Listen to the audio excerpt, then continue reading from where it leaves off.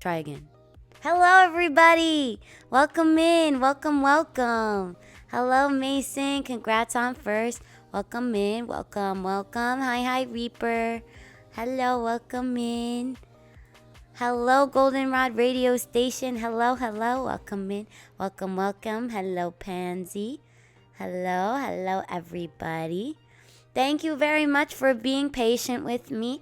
Yesterday, I was supposed to finish the bedtime stories, but I was so tired, you guys. I was so tired. I tell you guys, I always go to bed at like 3. A year! Wow! Yeah. Speaking of, my affiliate anniversary will be on Friday. And it will go from 2 p.m. Pacific Standard to 2 p.m. Pacific Standard the following day. That means Saturday. So if you guys could tune in for that, that would be fantastic. You got a lot of time. To tune in and say hi. So hopefully we can do some stuff. We're going to have some rewards. We're going to do punishment wheel. We're going to do karaoke. We're going to do games with friends. And I've got a lot of stuff planned. So I hope you guys are happy and excited for it. Yes, congrats. What we need a reason to tune in? No, you just tune in. Thanks. I didn't know if I was gonna make it today. Well, I'm glad you made it, Mason. It was yesterday. I usually go to bed at like 3 or 4 o'clock in the morning. I went to bed at 11 p.m. You guys, and Pansy knows when I go to bed, and he can tell you it was really early. So I'm really glad that we were able to do this today. So, yeah, it's your bedtime. Super early even. So, thank you very much for the head pats. Thank you. All right. So we have a very short amount of this book yet. We are at page 290, and the story ends here. Let's see. 374. So we're about 80 pages for the end. Well, yeah. But now I'm going to read you to bed. Now you get to go to bed. And I'm going to read you a story while you go to bed. So I'm very excited. Let me get into proper attire. And we'll go ahead and we'll pause this music. No, this music. And then we'll go ahead and do that. I'm going to open the book. All right. And then we'll go ahead and play this music. All right. So it's all the Hunger Games soundtrack. Hopefully it will pop up here in a second. Gotta equip the drip. Exactly. But yeah. So we're going to get started. Hope everybody's excited. There we go. But yeah. Sit back, relax, and it's time for some bedtime stories. Right now we are reading The Hunger Games, and we are going to start on chapter 22. And by start, I mean continue from where we left off before.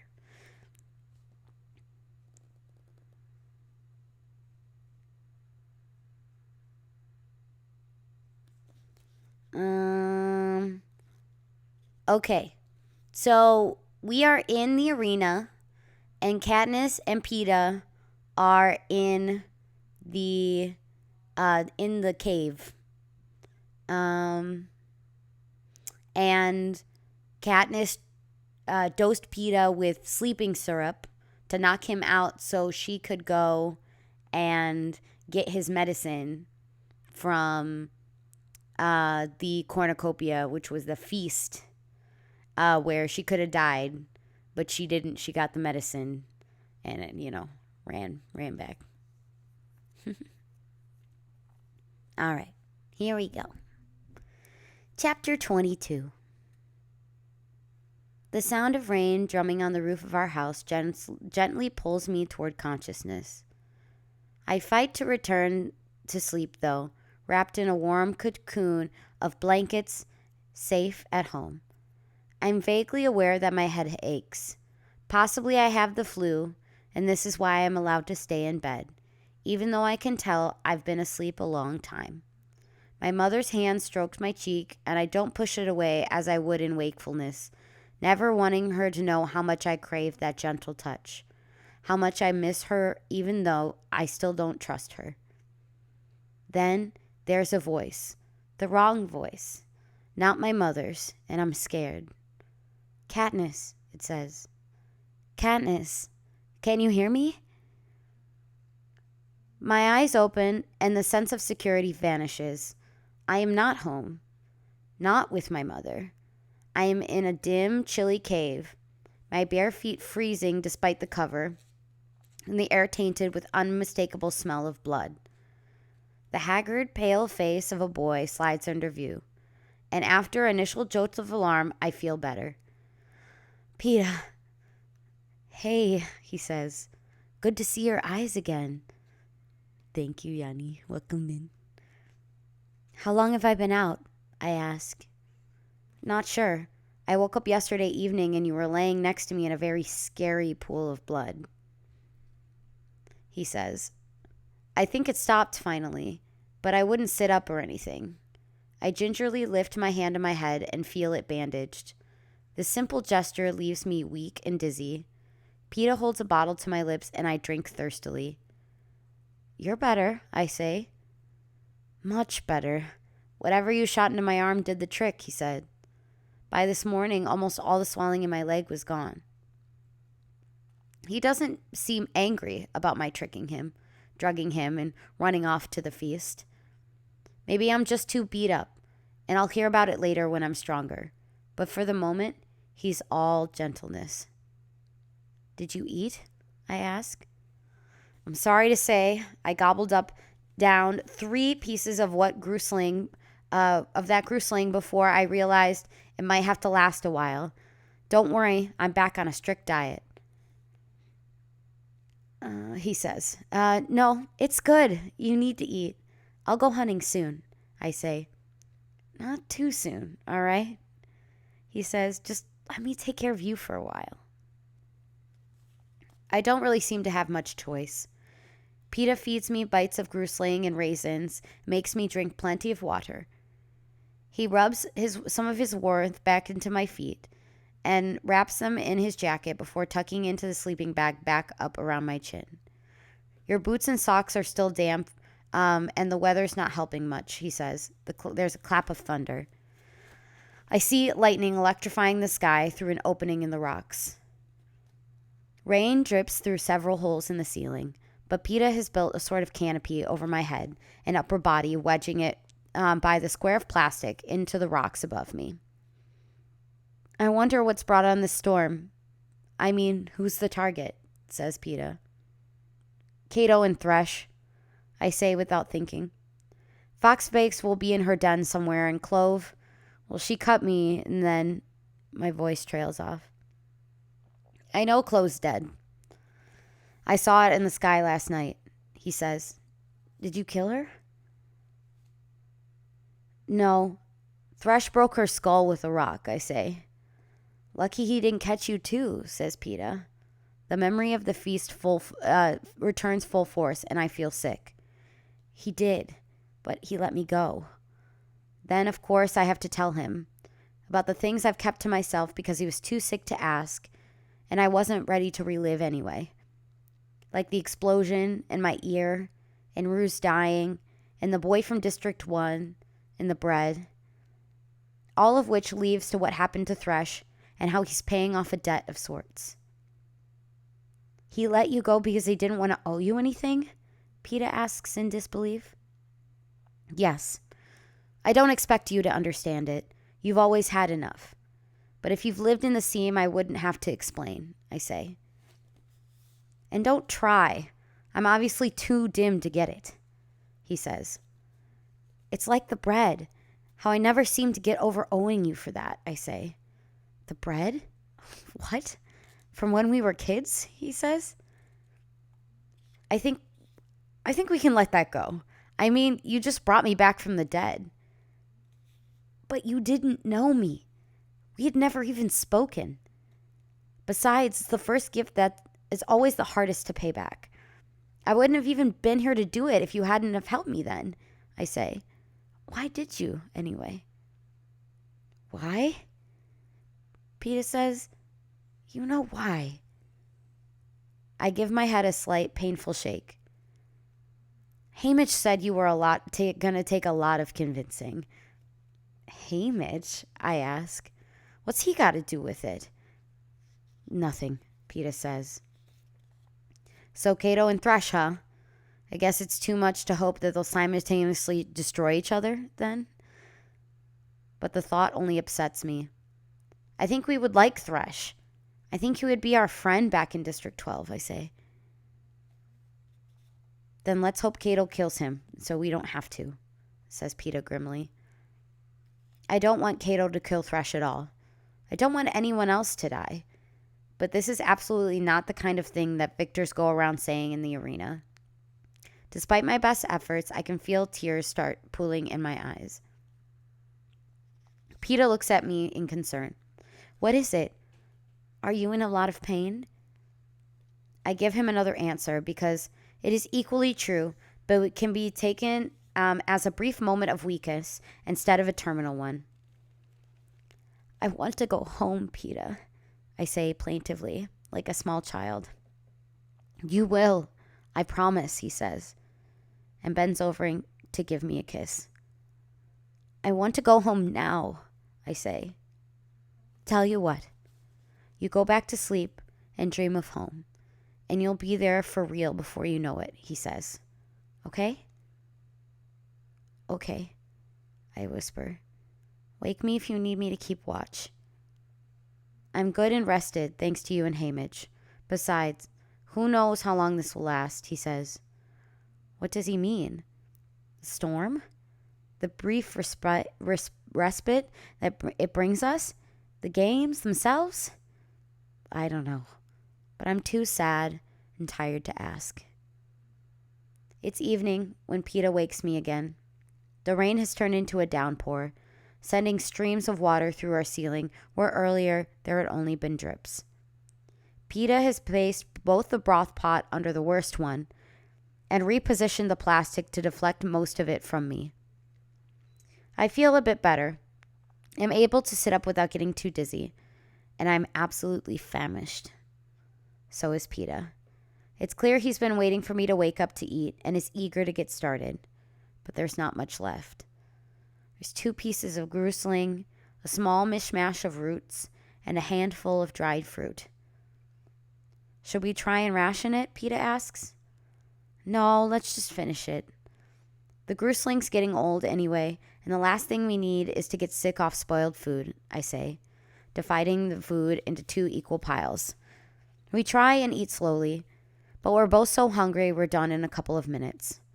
My stomach is in no way satisfied. Tomorrow's a hunting day, I say. I won't be much help with that, Peeta says. I've never hunted before. I'll kill and you cook, I say.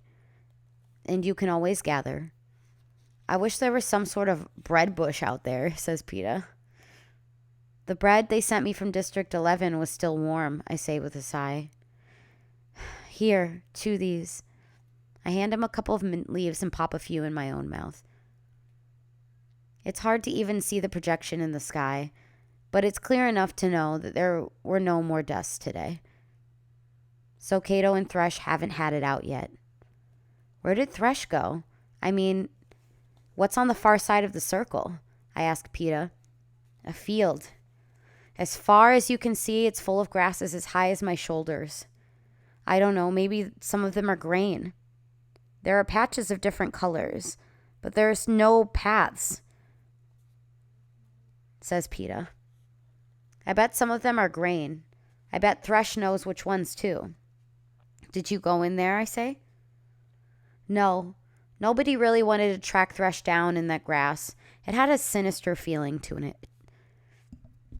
Every time I look at that field, all I can think of are hidden things: snakes, rabid animals, and quicksand, PETA says. There could be anything in there. I don't say so, but PETA's words remind me of the warnings they give us about not going behind the fence in District 12. I can't help, for a moment, comparing him with Gale, who wouldn't see that field as a potential source of food as well as a threat. Thresh certainly did. And it's not that PETA's soft exactly, and he's proved he's not a coward. But there are things you don't question too much, I guess. When your home always smells like baking bread, whereas Gale questions everything.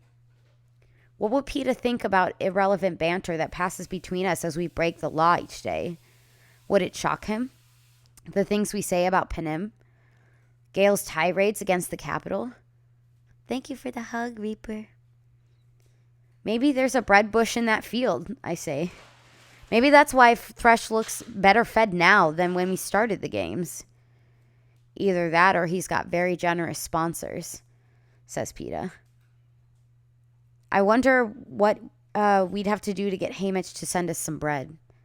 I raise my eyebrows before I remember he doesn't know about the message Hamish sent us a couple of nights ago.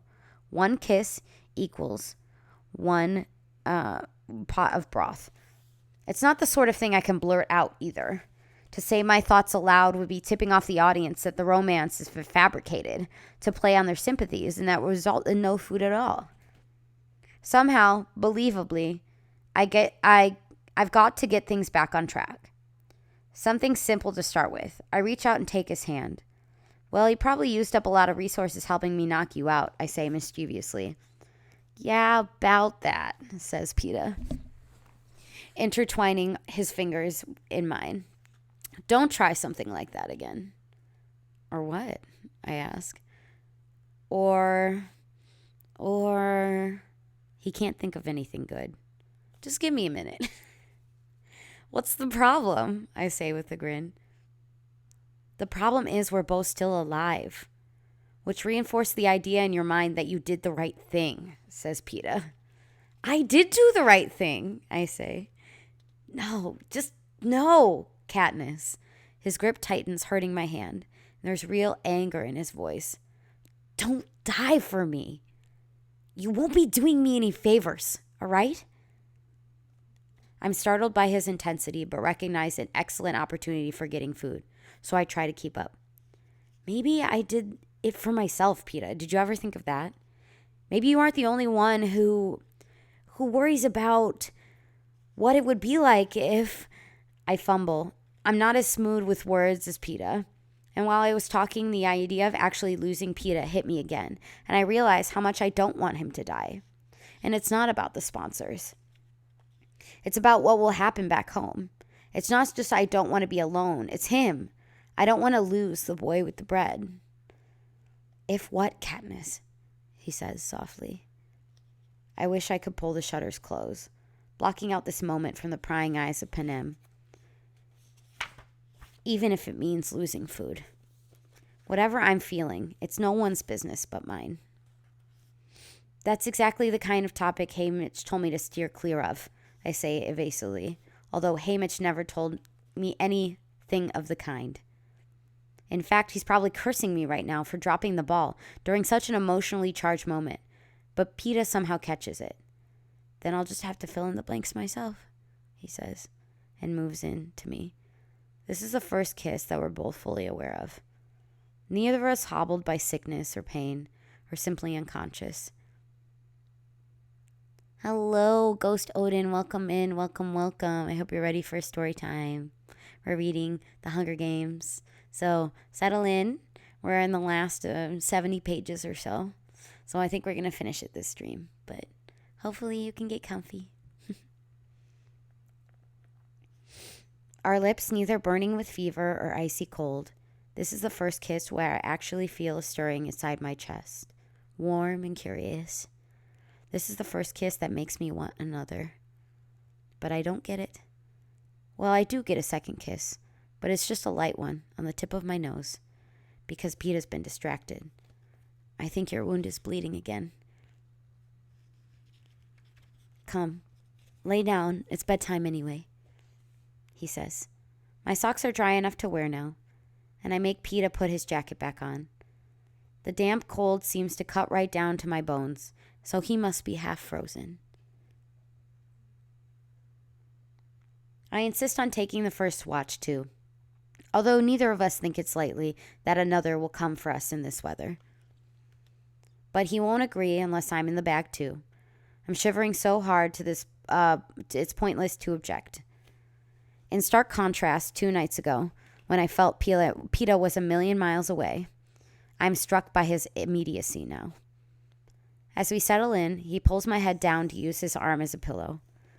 The other rests protectively over me when he goes to sleep.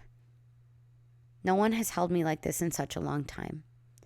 Since my father died and I stopped trusting my mother, no one else's arms had made me feel this safe. With the aid of the glasses, I lie down and watch the drips of water spatter on the cave floor. Rhythmic and lulling. Several times I drift off briefly and then snap awake, guilty and angry with myself. After 3 or 4 hours, I can't help it. I have to rouse Peeta because I can't keep my eyes open. He doesn't seem to mind. Tomorrow, when it's dry, I'll find us a place so high in the trees that we can both sleep in peace. I promise, as soon as I drift off. But tomorrow is no better in terms of weather.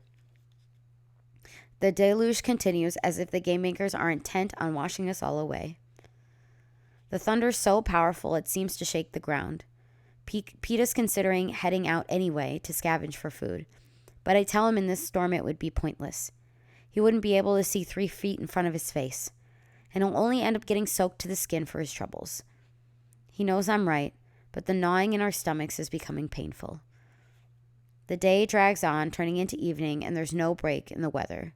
Haymitch is our only hope, but nothing is forthcoming, either from a lack of money, everything will cost an exorbitant amount, or because he is dissatisfied with our performance. Probably the latter. I'd be the first to admit we're not exactly riveting today. Starving and weak from injuries, trying not to reopen wounds. We're sitting, huddled together, wrapped in a sleeping bag. Yes, but mostly to keep warm. The most exciting thing either of us has done is nap. I'm not really sure how to ramp up the romance. The cast last night was nice, but working up to another will take some foresight and forethought. There are girls in the seam, some merchant girls too, navigate these waters so easily. But I've never had much time or use for it anyway. Anyways, a kiss isn't enough anymore, clearly, because if it was, we would have gotten food last night. My instincts tell me Haymitch isn't just looking for physical affection. He wants something more personal. The sort of stuff he was trying to get me to tell him about myself when we were practicing for the interview. I'm rotten at it, but Peeta's not. Maybe the best approach is to get him talking. Peeta, I say lightly. You said at the interview you'd had a crush on me forever. When did forever start? Oh, let's see. I guess the first day of school. We were 5. You had on a red plaid dress and your hair, it was in 2 braids instead of 1. My father pointed you out when we were waiting to line up, Peeta says. Your father? Why? I ask. He said, see that little girl? I wanted to marry her mother, but she ran off with a coal miner. Peeta says, what? You're making this up, I exclaim. No, true story.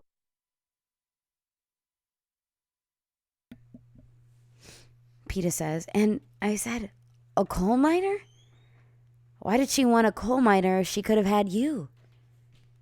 And he said, because when he sings, even the birds stop singing. Oh, sorry. Even when he sings, even the birds stop to listen. That's true. They do. I mean they did, I say. I'm stunned and surprisingly moved. Thinking of all of the baker telling this to Peta, it strikes me that my own reluctance to sing, my own dismissal of music might not really be that I think it's a waste of time. It might be because that reminds me too much of my father. So that day, in the music assembly, the teacher asked who knew the Valley Song. Oh, that's Peter's voice. So that day, in music assembly, the teacher asked who knew the Valley Song. Your hand shot straight up in the air. She stood you up on a stool and had you sing for us. And I swear, every bird outside the windows fell silent, Peta says. Oh, please, I say, laughing. No, it happened. And right when your song ended, I knew, just like your mother, I was a goner, Peta says. Then for the next 11 years, I tried to work up the nerve to talk to you. Without success, I add. Without success. So in a way, my name being drawn in the reaping was a real piece of luck, Peta says. For a moment, I'm almost foolishly happy, and then confusion sweeps over me. Because we're supposed to be making this stuff up, playing at being in love, not actually being in love. Spoiler alert, Kat. Okay, I'm gonna bring myself out of the story first. Spoiler alert, Katniss. He really actually does fucking love you. Like, for real. This is a real story. But yeah. All right, back in the story. But Peta's story has a ring of truth to it. That part about my father and the birds. And I did sing the first day of school, although I don't remember the song. In that red plaid dress, there was one. A hand-me-down to Prim that got washed to rags after my father's death. It would explain another thing, too. Why Peta took a beating to give me the bread on that awful hollow day. So if these details are true, could it all be true? You have a remarkable memory, I say haltingly. I remember everything about you, says Peta, tucking a loose strand of hair behind my ear. You're the one who wasn't paying attention. I am now, I say. Well, I don't have much competition here, he says. I want to draw away, to close the shutters again, but I know I can't. It's as if I can hear Hamish whispering in my ear, say it, say it. I swallow hard and get the words out. You don't have much competition anywhere. And this time, it's me who leans in. Our lips are just barely touched when the clunk outside makes us jump. My bow comes up, the arrow ready to fly, but there's no other sound. Peta peers through the rocks and then gives a whoop. And before I can stop him, he's out in the rain, and then handing something in to me. A silver parachute attached to a basket. I rip it open at once, and inside there's a feast. Fresh rolls, goat cheese, apples, and best of all, a tureen of that incredible lamb stew on wild rice.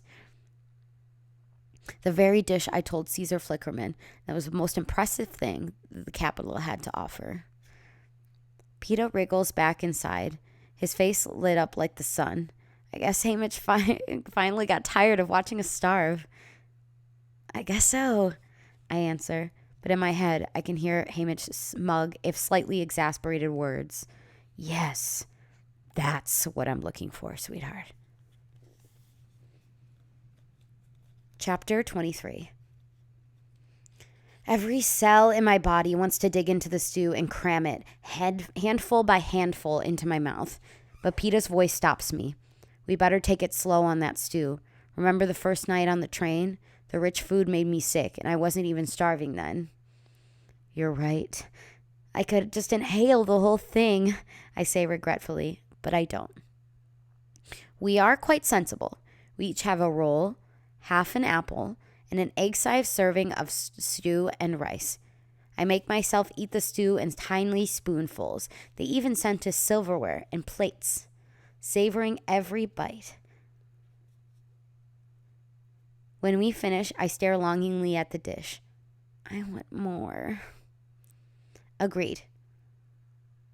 Me too. Tell you what. Yeah, Horn of Plenty.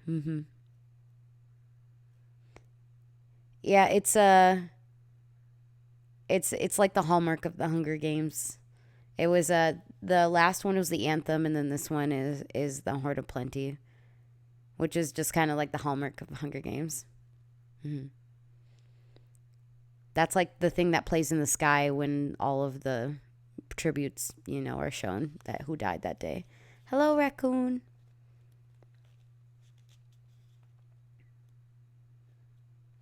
All right. Me too. Tell you what. We wait an hour. If it stays down, then we get another serving, Peta says. Agreed, I say. It's going to be a long hour. Maybe not that long, says Peta. What was that you were saying just before the food arrived? Something about me, no competition, best thing that ever happened to you. I don't remember that last part, I say, hoping it's too dim in here for the cameras to pick up my blush. Oh, that's right. That's what I was thinking, he says. Scoot over. I'm freezing. Hi, Ocelot. Welcome.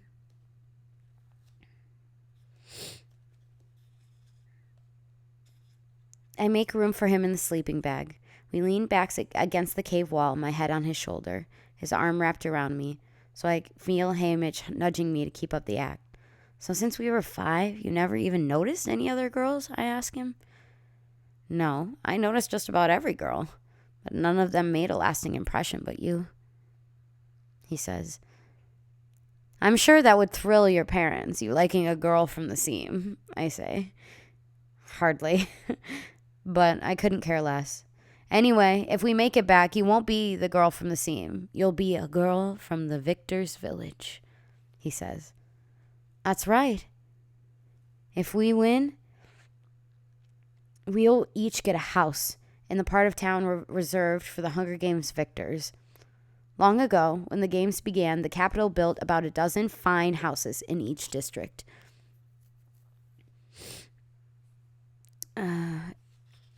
Of course, in ours, only one is occupied. Most of the others have never been lived in at all. A deserving thought hits me. But then, our only neighbor will be Hamish. That'll be nice, Peta says, tightening his arm around me. You and me and Hamish. Very cozy. Picnics, birthdays, long winter nights around the fire retelling old Hunger Games tales. I told you, he hates me, I say. But I can't help but laughing at the image of Hamish becoming our new pal. Only sometimes. When he's sober, I've never heard him say one negative thing about you, says Peta. He's never sober, I protest. Literally. Ramen, correct. That's right. Who am I thinking of? Oh, I know. It's Cinna who likes you. But that's mainly because you didn't try and run when he set you on fire, says Peta. On the other hand, Hamish, well, if I were you, I'd avoid Hamish completely. He hates you. I thought you said I was his favorite, I say. He hates me more, says Peta. I don't think people in general are his sort of thing. I know that the audience will enjoy our having fun at Hamish's expense. He has been around for so long, and he's practically an old friend to some of them. And after his head dive off the stage at the reaping, everyone knows him. By this time, they'll have dragged him out of the control room for interviews about us. No telling what sort of lies he's made up. He's something at a disadvantage because most of the mentors have a partner. Another victor to help them, whereas Hamish has to be ready to go in action at any moment.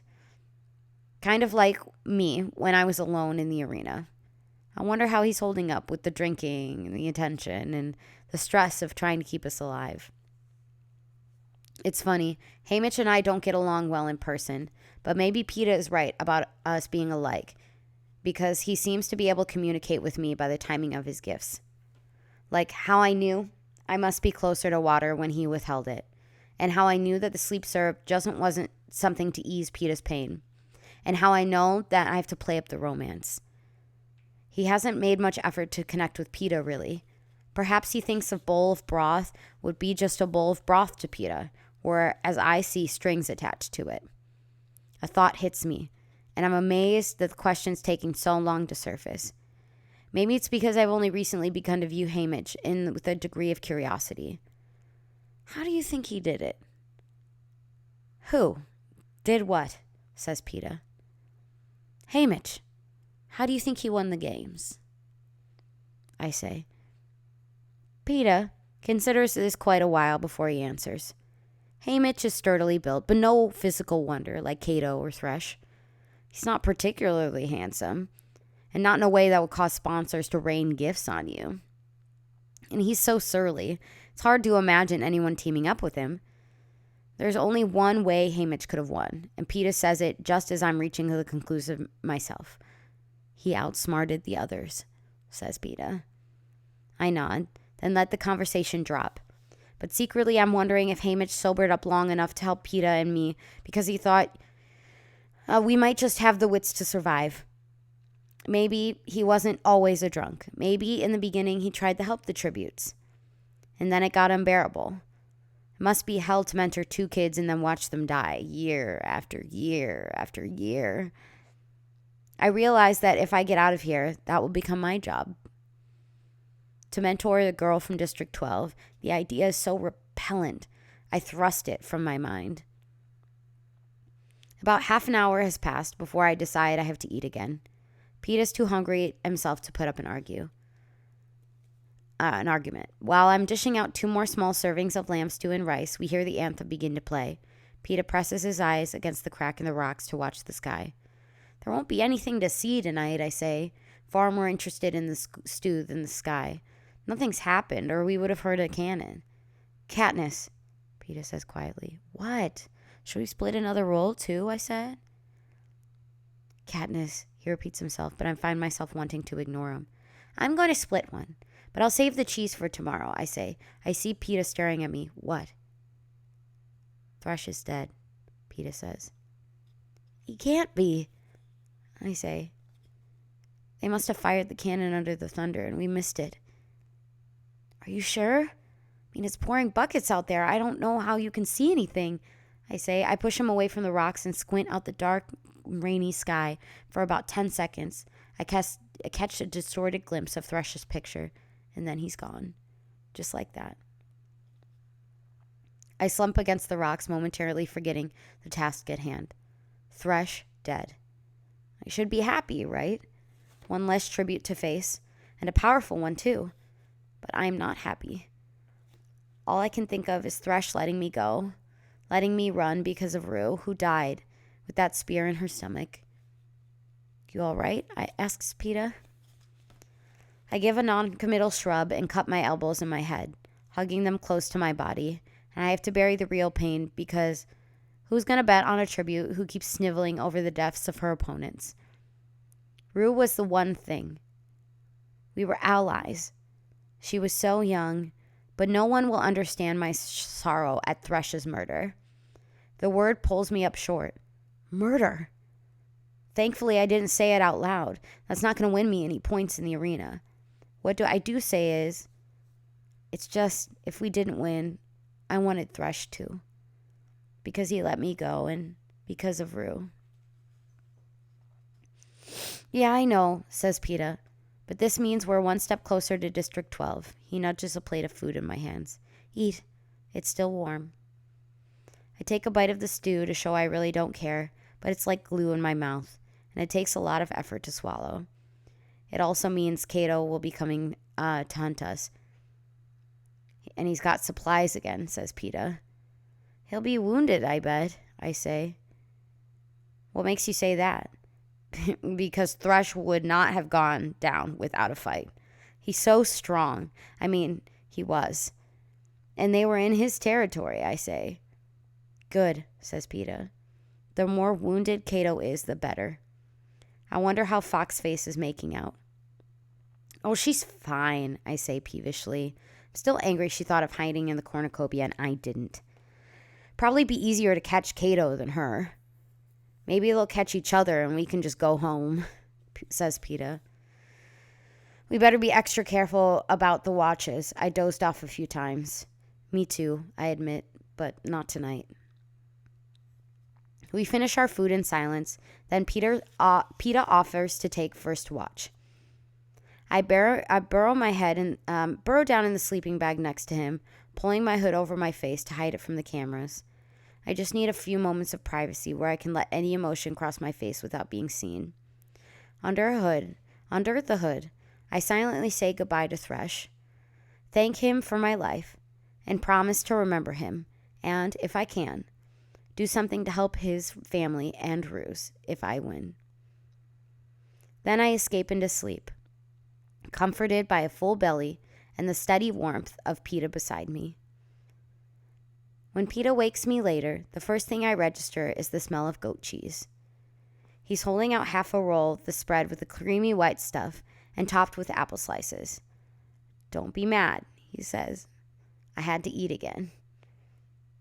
Here's your half. Oh, good, I say, immediately taking a huge bite. The strong, fatty cheese tastes just like the kind Prim makes, and the apples are sweet and crunchy. We make a goat cheese and apple tart at the bakery, he says. But that's expensive, I say. Too expensive for my family to eat, unless it's gone very stale. Of course, practically everything we eat is stale, says Peta, pulling up the sleeping bag around him. In less than a minute, he's snoring. I always assumed the shopkeepers live a soft life. And it's true. Peta's always had enough to eat, but there's something kind of depressing about living your life on stale bread, the hard, dry loaves nobody else wants. One thing about us, since I bring our food on a daily basis, most of it is so fresh that you have to make sure it's not going to make a run for it. Somewhere during my shift, the rain stops, not gradually, but all at once. The downpour ends, and there's only residual drippings of water from branches. The rush of the now overflowing stream below us, a full and beautiful moon emerges. Even without the glasses, I can see outside. I can't decide if the moon is real or merely a projection of the game makers. I know it was full shortly before I left home. Gail and I watched it rise as we hunted in the late hours. How long have I been gone? I'm guessing it's been about 2 weeks in the arena, and there was a week of preparation in the capital. Maybe the moon has completed its cycle, and for some reason, I badly want it to be my moon, the same one I see from the woods in District 12.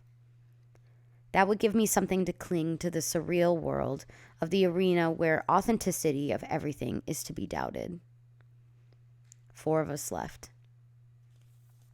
For the first time, I allowed myself to truly think about the possibility that I might not make it home.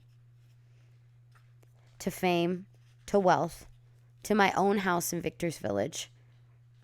My mother and Prim would live there with me. No more fear of hunger, a new kind of freedom. Then what? What my life would be like on a daily basis. Most of it had been consumed with the acquisition of food. Take that away, and I'm not really sure who I am, what my identity is. The idea scares me some. I think of Hamish, with all his money. What did his life become? He lives alone, no wife or children. Most of his waking hours drunk. I don't want to end up like that. But you won't be alone, I whispered to myself. I have my mother and Prim. Well, for the time being. And I don't want to think about it then, but when Prim grows up and my mother passed away, I know I'll never marry, never risk bringing a child into the world. Because if there's one thing being a victor doesn't guarantee, it's your children's safety. My kids' names will go right into the reaping balls with everybody else, and I swear I'll never let that happen. The sun eventually rises, its light slipping through the cracks and illuminating Peta's face. Who will he transform into when we make it home? This perplexing, good-natured boy who transformed into, who can spin out lies so convincingly the whole Panem believes him to be hopelessly in love with me. Bitch, that's because he is hopelessly in love with you. Jesus Christ. And I'll admit it, there are moments when he makes me believe it myself. That's because he really is in love with you. He's not making this shit up. Lord. She's like, nobody could love me. I'm like, bitch, shut up. At least we'll be friends, I think. Nothing will change the fact that we've saved each other's lives in here. And beyond that, he will always be with the boy with the bread. Good friends. Anything beyond that, though, and I feel Gail's gray eyes watching me watch PETA, all the way from District 12. Bitch, Gail is a friend.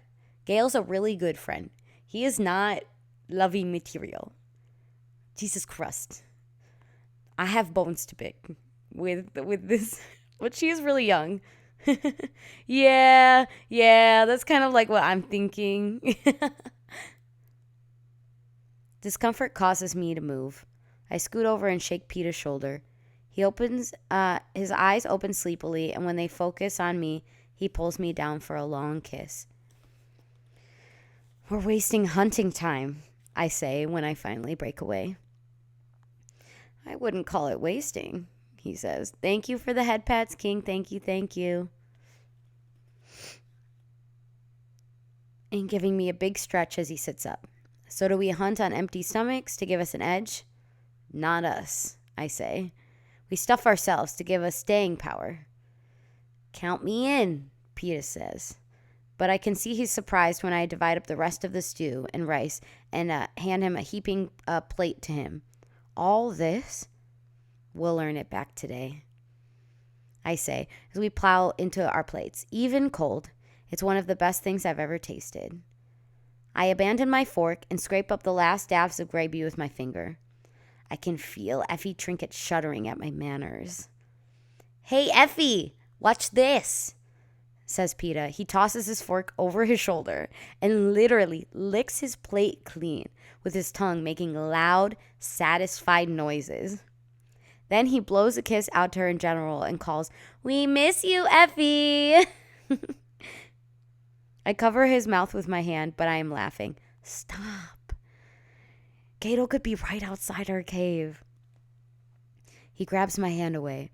What do I care? I have you to protect me now, says PETA, pulling me to him. Come on, I say with exasperation, extricating myself from his grasp, but not before he gets in another kiss. Once we're packed and standing outside our cave, our mood shifts to serious. It's as though the last few days, sheltered by rocks in the rain, and Cato's preoccupation with Thresh, we were given a respite, a holiday of sorts. Also, Gale was actually by her side the whole time, so I feel like there's a move-proof concept with him. No. Sorry. I think because, okay, pause. I think there's more of a proof of concept. Yeah, but then, so basically, I think she truly, cares for him. I think she does love him, but in a deeply platonic way. And I think if Katniss, yes. And I think if Katniss compared, with PETA and all of that, I feel like if the Hunger Games didn't happen, yeah, sure, I could see maybe her, developing things with, Gale. But, I don't think she truly knows what, love feels like romantic love or, intimate love. Because, in the future books, spoiler alert, when, she, kisses Gale, she never feels anything like she feels with PETA, that, physical sort of sensation, that warm, thing in your chest or whatever she describes, she never really feels that with Gale. And I'm like, okay, but that means you, really, really love him as a friend. He's really important to you. He's, kind of like family. I was like, I can see that. I just don't think that she actually, loves him like that. I don't think she ever did. But I think she is confusing platonic, deep platonic love with, romantic love. But she's 16, She's 16. She hasn't really seen a good model of love, really. Yeah, she got a good amount of it until she was maybe 10 or 11 with like her parents. But then after that, for the past 5 years, like she's distrusted her mom because her mom disappeared when her dad died, basically. She was like catatonic. So, Candace had to kind of take up the mantle and everything. But yeah, I just really think that she never really had a romantic love for Gail. I think she just had a really deep platonic love for him. And to be honest, I can see that. But she needs to stop getting it confused because those are two different things. And yeah, it's something she had to learn. But it just always frustrates me when she's like, I can see Gail. And I was like, it's because he's like a really important figure in her life. And that's the only thing she has to compare it to. Okay. But continuing on. Now, although the day is sunny and warm, we both sense we're really back in the games. I hand Peter my knife, since whatever weapons he had once are long gone. And he slips it into his belt. My last 7 arrows. Of the 12, I sacrificed 3 in the explosion and 2 at the feast. Rattle a bit too loosely in my quiver. I can't afford to lose anymore. He'll be hunting us by now, says Peter. Cato isn't one to wait for his prey to wander by. If he's wounded, I begin. It won't matter. Peter breaks in. If he can move, he's coming. With all the rain, the stream is overrun its banks by several feet on either side. We stop there to replenish our water, and I check the snares as I set days ago and come up empty. Not surprising with the weather. Besides, I haven't seen many animals or signs of them in the arena. If we want food, we better head up back to my old hunting grounds, I say. Your call. Just tell me what you need me to do. Keep an eye out, I say. Stay on the rocks as much as possible. No sense leaving him tracks to follow. And listen for both of us. It's clear at this point that the explosion has destroyed my hearing in my left ear for good. I'd walk in the water to cover our tracks completely, but I'm not sure as Peter's leg could take the current. Although the drugs have erased the infection, he's still pretty weak. My forehead hurts along the knife cut, but after 3 days, the bleeding has stopped. I wear a bandage around my head, though, just in case physical exertion should bring it back. As we head up along the stream, we pass the place where I found Peter camouflaged in the weeds and mud. One good thing, between the downpour and the flooded banks, all signs of his hiding place has been wiped out. That means that, if need be, we could come back to our cave. Otherwise, I wouldn't risk it with Cato after us.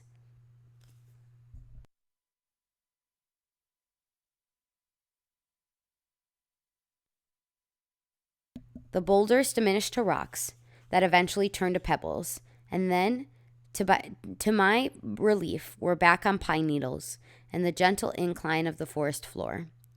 For the first time, I realize we have a problem. Navigating the rocky terrain with a bad leg, well, you're naturally going to make some noise. Even on a smooth bed of needles, Peter is loud. I mean loud. As if he's stomping his feet or something. I turn and look at him.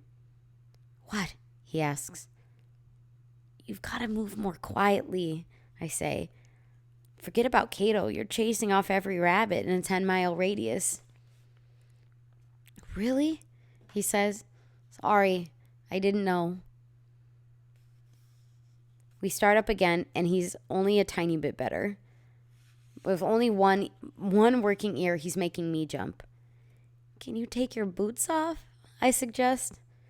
Here? He asks in disbelief, as if I'm asked him to walk barefoot on hot coals or something.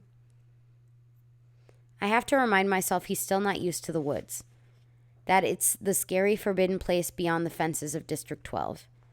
And I think of Gale with the velvet tread and how eerie little sound that he makes. Even when the leaves have fallen, it's a challenge to move. Oh, hold on.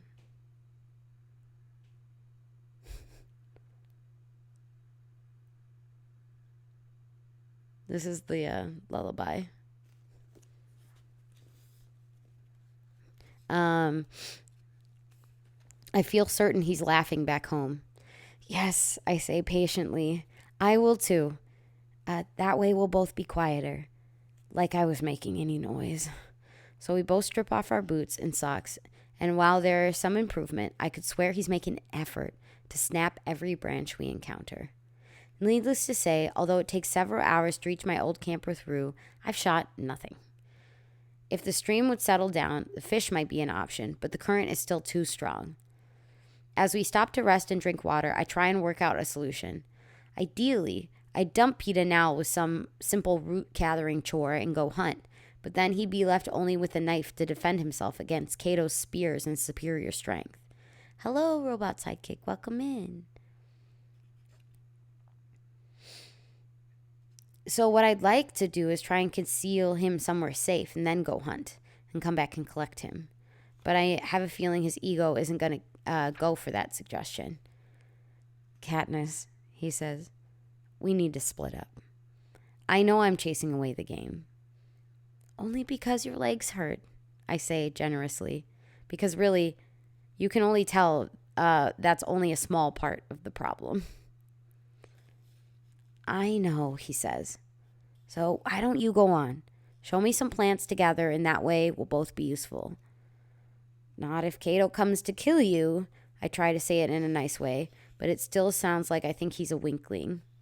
A weakling. Surprisingly, he just laughs. Look, I can handle Cato. I fought him before, didn't I? Yeah, and that turned out great. You ended up dying in a mug bank. That's what I want to say, but I can't. He did save my life by taking on Cato after all. I try another tactic. What if you climbed up in a tree and acted as a lookout while I hunted? I say, trying to make it sound like very important work. What if you showed me it was edible around here and go get us some meat? He says, mimicking my tone. Just don't go far, in case you need help. I sigh and show him some roots to dig. And we do need food, no question. 1 apple, 2 rolls, and a blob of cheese the size of a plum won't last long. I'll go a short distance and hope Cato is a long way off. I teach him a bird whistle, not the melody that Rue's simple 2-note, but a simple 2-note whistle, which we can use to communicate that when we're all right. Fortunately, he's good at this. Leaving him with the pack, I head off. I feel like I'm 11 again, tethered not to the safety of the fence, but to PETA, allowing myself 20, maybe 30 yards of hunting space. Away from him, though, the woods come alive with animal sounds. Reassured by his periodic whistles, I allow myself to drift further away. Soon, I have 2 rabbits and a fat squirrel to show for it. I decide it's enough. I can set some snares. Maybe we can get some fish. With PETA's roots, that will be enough for now. As I travel a short distance back, I realize we haven't exchanged signals in a while. When my whistle receives no response, I run. In no time, I find the pack and a neat pile of roots beside it. The sheet plastic has been laid on the ground where the sun will reach a single layer of berries that covers it. But where is he? PETA! I call out in a panic. PETA! I turn, and the rustle of the brush almost sends an arrow through him. Fortunately, I pull my bow at the last second, and it sticks in the oak trunk to his left. He jumps back, flinging a handful of berries into the foliage. My fear comes out as anger. What are you doing? You're supposed to be here, not running around the woods. I found some berries down by the stream, he says, clearly confused by my outburst. I whistled. Why didn't you whistle back? I snap at him. I didn't hear. The water's too loud, I guess, he says. He crosses and puts his hand on my shoulders. That's when I feel I'm trembling. I thought Cato killed you, I almost shout. No, I'm fine. Peter wraps his arms around me, but I don't respond. Katniss. I push away, trying to sort out my feelings. If two people agree to a signal, they stay in range. Because if one of them doesn't answer, they're in trouble. All right? All right, he says. All right, because that's what happened with Rue, and I watched her die.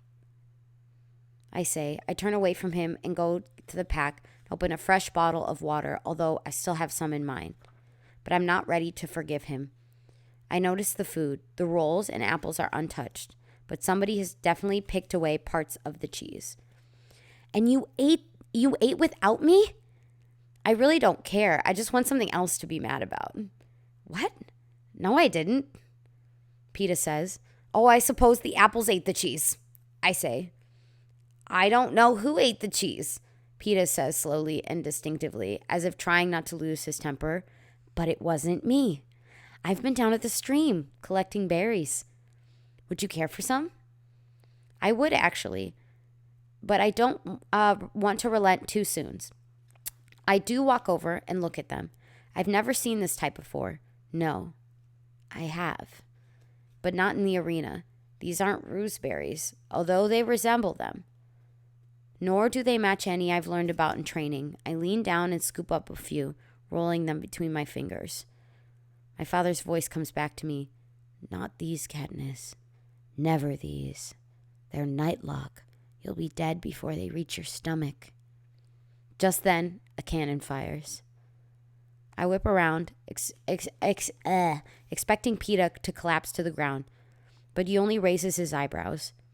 The hovercraft appears, and 100 yards or so away, what's left of Foxface's emaciated body is lifted into the air. I can see a red glint of her hair in the sunlight. I should have known the moment I saw the missing cheese. Peeta has me by the arm, pushing me toward a tree. Climb. He'll be here in a second. We'll stand better chance fighting him from above. I stop him, suddenly calm. No, Peeta. She's your kill, not Cato's. What? I haven't even seen her since the first day. How could I have killed her? In answer, I hold out the berries.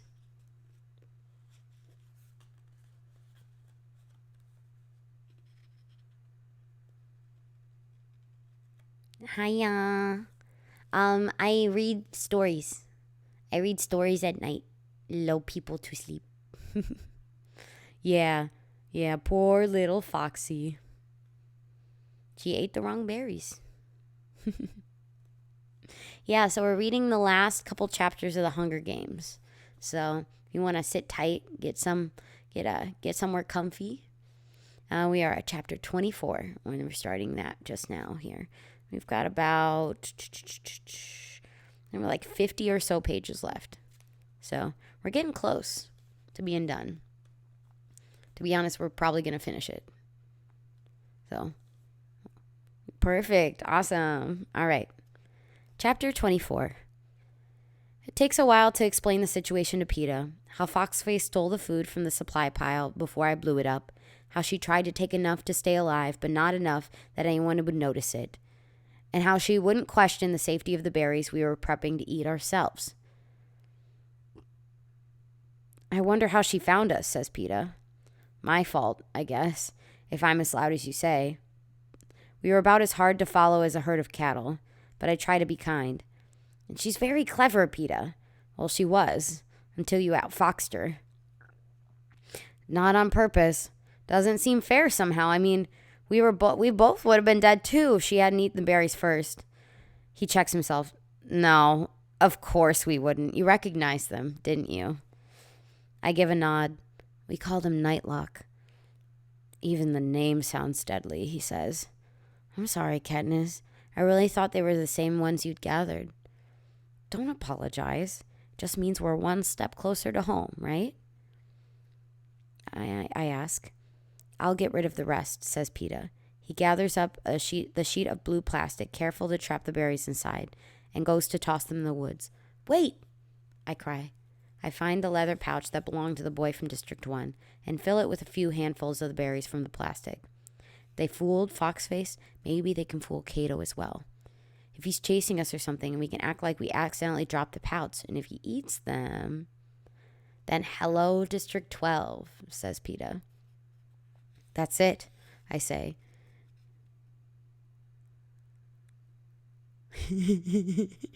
Well, you can share it, Mason, if you want. It's up to you. He'll know where we are now. As if he's anywhere nearby and saw the hovercraft, he know we kill her and come after us. PETA's right. This could be just the opportunity Cato has been waiting for. But even if we run now, there's the meat to cook, and our fire will be another sign of our whereabouts. Let's make a fire right now. Are you ready to face him? PETA asks. I'm ready to eat. Better to cook our food while we have the chance. If he knows we're here, he knows. But he also knows there's just two of us, and probably assumes we were hunting Foxface. That means you've recovered, and the fire means we're not hiding. We're inviting him here. Yay, 5 streams. Good job, Mason.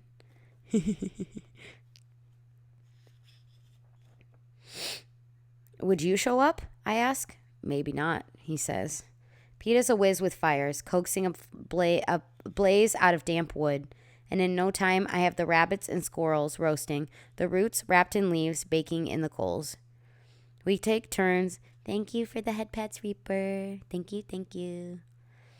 We take turns gathering greens and keeping a careful watch for Cato, but as I anticipated, he doesn't make an appearance.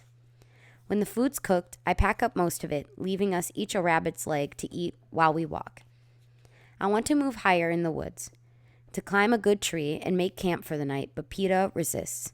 I can't climb like you, Katniss, especially with my leg. I don't think I could ever fall asleep 50 feet above the ground. It's not safe to stay out in the open, PETA, I say. Can't we go back to the cave? He asks. It's near water and easy to defend. I sigh. Several more hours of walking, or should I say crashing, through the woods to reach an area we'll just have to leave in the morning to hunt. But PETA doesn't ask for much. He followed my instructions all day, and if such things were reversed, he wouldn't make me spend a night in the tree. It dawns on me that I haven't been very nice to PETA today. Nagging him about how loud he was, screaming at him over disappearing. The playful romance we have sustained in the cave has disappeared out into the open under the hot sun, with the threat of Cato. Oh, thank you.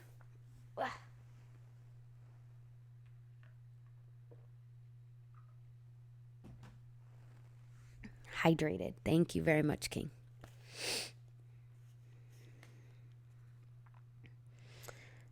Cato looming over us. Haymitch has probably just about had it with me. And as for the audience, I reach up and I give him a kiss. Sure, let's go back to the cave. He looks pleased and relieved. Well, that was easy. I work my arrow out of the oak, careful not to damage the shaft. These arrows are food, safety, and life itself now.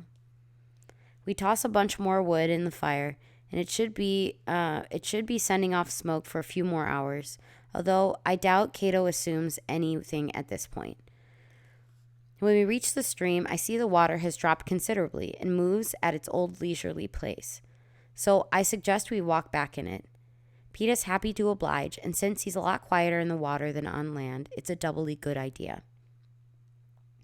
It's a long walk back to the cave, though, even going downward, and even with the rabbit to give us a boost.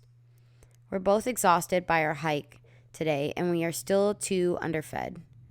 I keep my bow loaded, both for Cato and any fish I might see, but the stream seems surprisingly empty of creatures. By the time we reach our destination, our feet are dragging and the sun sits low on the horizon. We fill our water bottles and climb the slopes to our den. It's not much, but out here in the wilderness, it's the closest thing we have to home. It will be warmer than a tree, too, because it provides some shelter from the wind that has begun to blow steadily in from the west. I set a good dinner out, but halfway through, PETA begins to nod off. After days of inactivity, the hunt has taken its toll. I order him into the sleeping bag and set aside the rest of his food for when he wakes. He drops off immediately.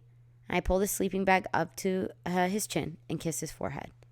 Not for the audience, but for me. Because I am so grateful that he is still here and not dead by the stream as I had thought. So glad that I don't have to face Cato alone. Brutal, bloody Cato, who could snap a neck with the twist of his arm, who had the power to overcome Thresh, and who has had it out for me since the beginning. He probably has a special hatred for me ever since I outscored him in training. A boy like Peeta would simply shrug that off. But I have a feeling it drove Cato to distraction, which is not that hard. I think of his ridiculous reaction to finding the supplies blown up. The others were upset, of course, but he was completely unhinged. I wonder now if Cato might not be entirely sane. Well, yeah. The sky lights up with a seal, and I watch Foxface shine in the sky and then disappear from the world forever.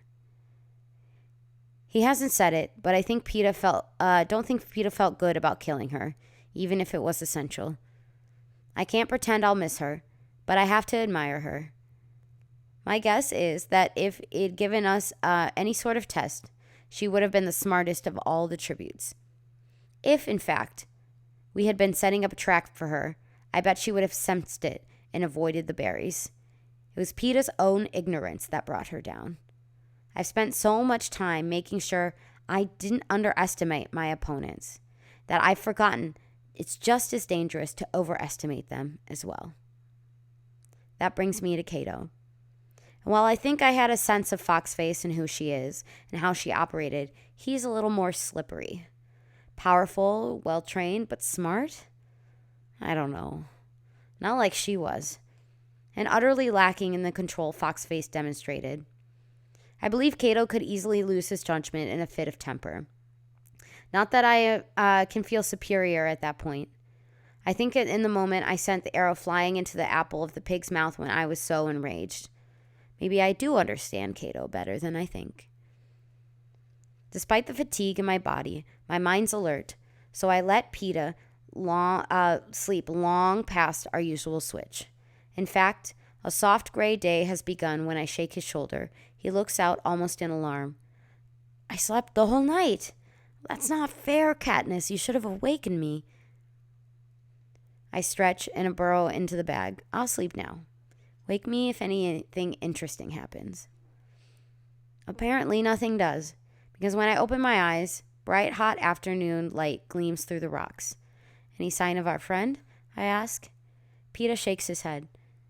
No, he's keeping a disturbingly low profile. How long do you think we'll have before the game makers drive us together? I ask. Well, Foxface died almost a day ago, so there's been plenty of time for the audience to place bets and get bored. I guess it could happen at any moment. Yeah, I have a feeling today's the day, I say. I sit up and look at the peaceful terrain. I wonder how they'll do it. Peeta remains silent. There's not really any good answer. Well, until they do, there's no sense in wasting a hunting day. But we should probably eat as much as we can hold, just in case we run into trouble, I say. Peeta packs in our gear, and while we lay out a big meal, the rest of the rabbits, roots, greens, and the rolls spread with the last bit of cheese. The only thing I leave in reserve is the squirrel and the apple. By the time we're done, all that's left is a pile of rabbit bones. My hands are greasy, which only adds to my growing feel of grubbiness. Maybe we don't bathe daily in the sea, but we keep cleaner than I have of late. Except for my feet, which have walked in the stream, I'm covered in a layer of grime. Leaving the cave, I have a sense of finality about it. I don't think there will be another night in the arena somehow. One way or another, dead or alive, I have the feeling I'll escape it today. I give the rocks a pat goodbye, and we head down the stream to wash up. I can feel my skin itching for the cool water. I may even do my hair and braid it back wet. I wonder if we might even be able to give our clothes a quick scrub when we reach the stream, or what used to be the stream. Now there's only a bone-dry bed. I put my hand down to feel it. Not even a little damp. They must have drained it while we slept, I say. A fear of the cracked tongue, aching body, and fuzzy mind brought on by my previous dehydration creeps into my consciousness. Our bottles and skins are fairly full, but with 2 drinking and this hot sun, it won't take long to deplete them.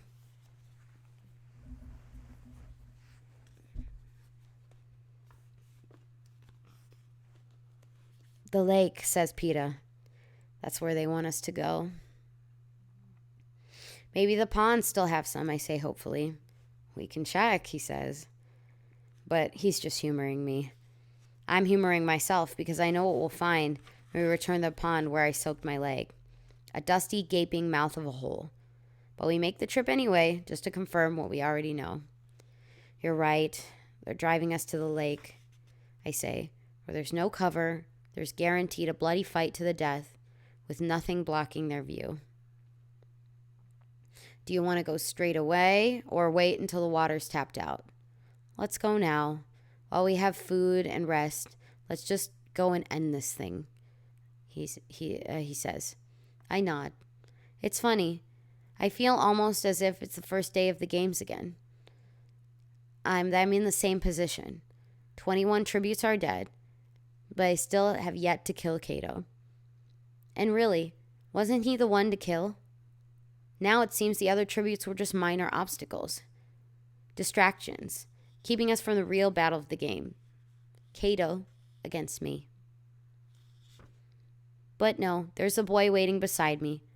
I feel his arms wrap around me. 2 against 1.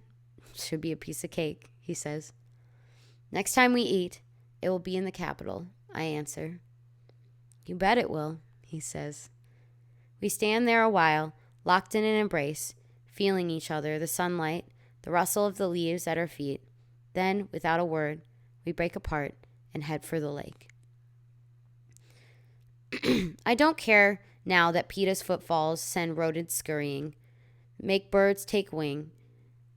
We might have to fight Cato, and I'd just as soon do it here than on the plain. But I doubt I'll have that choice. The game makers want us in the open. Then in the open we will be. We stop and rest for a few moments under the tree where the careers trapped me. The husk of the tracker-jacker nest, beaten to a pulp by the heavy rains and dried in the burning sun, confirms the location. I touch it with the tip of my boot.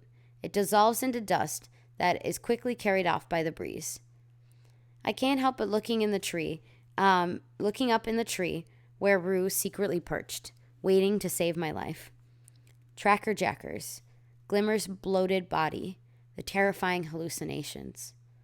Let's move on, I say, wanting to escape the darkness that surrounds this place. PETA doesn't object. Given our late start to the day, when we reach the plain, it's already early evening. And there's no sign of Cato. No sign of anything except for the gold cornucopia glowing in the slanting sun rays. Just in case Cato decided to pull a fox face on us, we circle the cornucopia to make sure it's empty. Then, obediently, as if we're following directions, we cross to the lake and fill our water containers. I frown at the shrinking sun. We don't want to find him after dark. There's only one pair of glasses. PETA carefully squeezes drops of iodine into the water. Maybe that's what he's waiting for. What do you want to do? Go back to the cave? Either that or find a tree.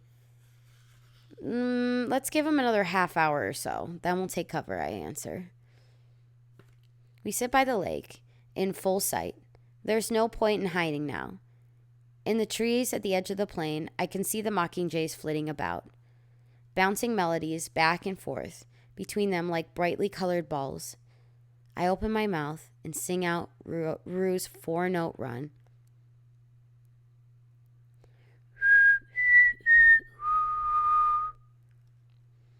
I can feel them pause curiously at the sound of my voice, listening for more. I repeat the notes in the silence.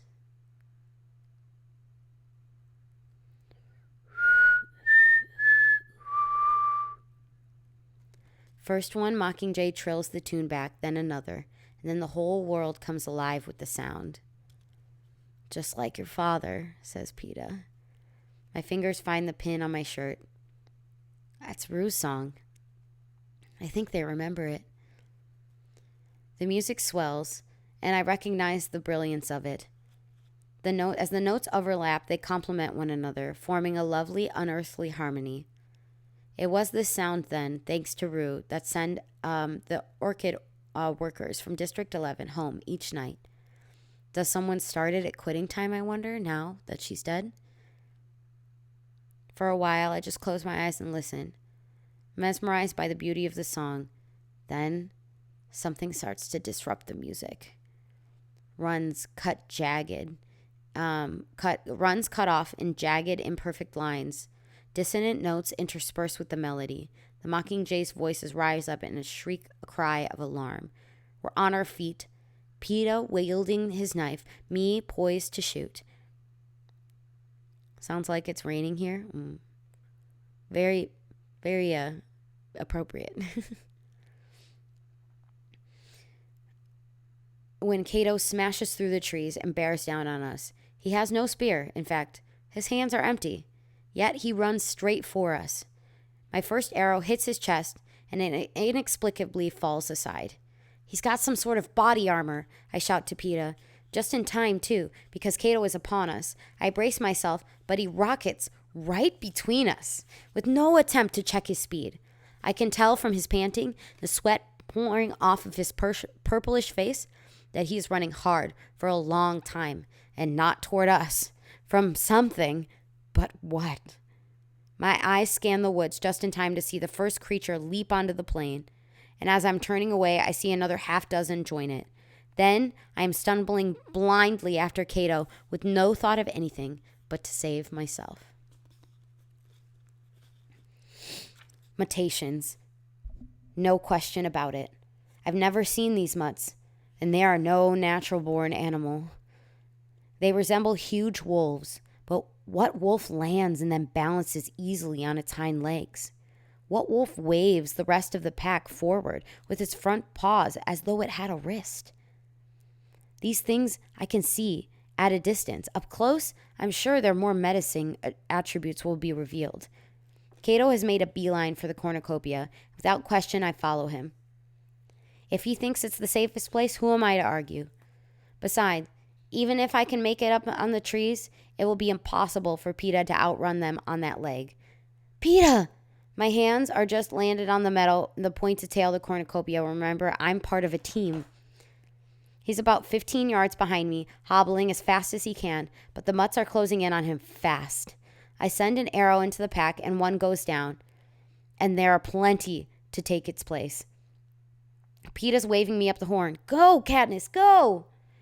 He's right. I can't protect either of us on the ground. I start climbing, scaling the cornucopia with my hands and feet. The pure gold surface has been designed to resemble the woven horn that we fill at harvest. So there's little ridges and seams I get a decent hold on. But after a day in the arena sun, the metal feels hot enough to blister my hands. Cato lies on his side at the very top of the horn, 20 feet above the ground, gasping to catch his breath as he gags over the edge. Now's my chance to finish him off. I step midway up the horn and let out another arrow, but just as I'm about to let it fly, I hear PETA cry out. I twist around, and he's reached the horn, and the mutts are right at his heels. Climb, I yell. He starts up, but is only hampered by the leg, not only by the leg, but the knife in his hand. As I shoot my arrow down to the throat of the first mutt that places its paw on the metal, as it dies, the creature lashes out, inadvertently opening a gash on a few of its companions. That's when I get a good look at its claws, 4 inches and clearly razor sharp. PETA reaches my feet, and I grab his arm, and I pull him along. Then I remember Cato waiting at the top and whip around. He's double over with cramps and apparently more preoccupied with the mutts than us. He coughs out something intelligible. The snuffling and growling sound coming from the mutts isn't helping. What? I shout at him. He said, can they climb it? Answers PETA, drawing my focus back to the base of the horn. The mutts are beginning to assemble. As they join together, they raise up again to stand easily on their back legs, giving them an eerie human quality. Each has a thick coat, some with fur that has straight and sleek, others curly, and the colors vary from jet black to what I can only describe as blonde. There is something else about them, something that makes the hair rise up the back of my neck, but I can't put my finger on it. They put their snouts on the horn, sniffing and tasting the metal, scraping their paws over the surface, and then making a high-pitched yipping sound to one another. This must be how they communicate, because the pack bats up as if to make room. Then one of them, a good-sized mutt with waves of blonde fur, takes a running start and leaps onto the horn. Its back legs must be incredibly powerful, because it lands a mere 10 feet below us, its pink lips pulled into a snarl. For a moment it hangs there. In that moment I realize what else is unsettling me about the mutts. The green eyes glowering at me unlike any dog or wolf, any canine I've ever seen. They're unmistakably human. And that revelation I've barely registered when I noticed the collar with the number 1 inlaid in jewels, and the horrible thing hits me. The blonde hair, the green eyes, the number. It's Glimmer. The shriek escapes my lips, and I'm having trouble holding the arrow in place. I've been waiting to fire, only too aware of my dwindling supply of arrows, waiting to see if the creatures can, in fact, climb. But now, even though the mutts have begun to slide backwards, unable to find any purchase on the metal, even though I can hear the slow screeching of the claws like nails on a chalkboard, I fire into its throat. The body twitches and flops on the ground with a thud. Katniss! I feel Peeta's grip on my arm. It's her! I get out. Who? Asks Peeta. My head snaps from side to side as they examine the pack, taking in the various sizes and colors. The small one with the red coat and amber eyes, Foxface. And then there's the ashen hair and the hazel eyes of the boy from District 9 who died when we struggled for the backpack. And worst of all, the smallest mutt with glossy fur and huge brown eyes and a collar that reads 11 in woven straw. Teeth bared in hatred. Rue. What is it, Katniss? Peeta shakes my shoulder. It's them. It's all of them. The others, Rue and Foxface, and all of the other tributes. I choke out. I hear Peeta's gasp of recognition. What did they do to them? You don't think those could be the real eyes? Their eyes are the least of my worries. What about their brains? Have they given them any real tributes' memories? Had they programmed to hate our faces, particularly because we have survived and they were so callously murdered? And the ones we actually killed, do they believe they're avenging their own deaths? Before I can get this out, the mutts begin a new assault on the horn. They split up into 2 groups at the sides of the horn and are using those powerful hindquarters to launch themselves at it. A pair of teeth ring together just inches from my hand, and then I hear Peeta cry out, feeling a yank on his body, the heavy weight of a boy and a mutt pulling me over the side. If not for the grip on my arm, he'd be on the ground. But as it is, it takes all my strength to keep us both on the curved part of the horn. And more tributes are coming. Kill it, Peeta! Kill it! I'm shouting. As I can't quite see what's happening, I know he must have stabbed the thing because the pull lessens.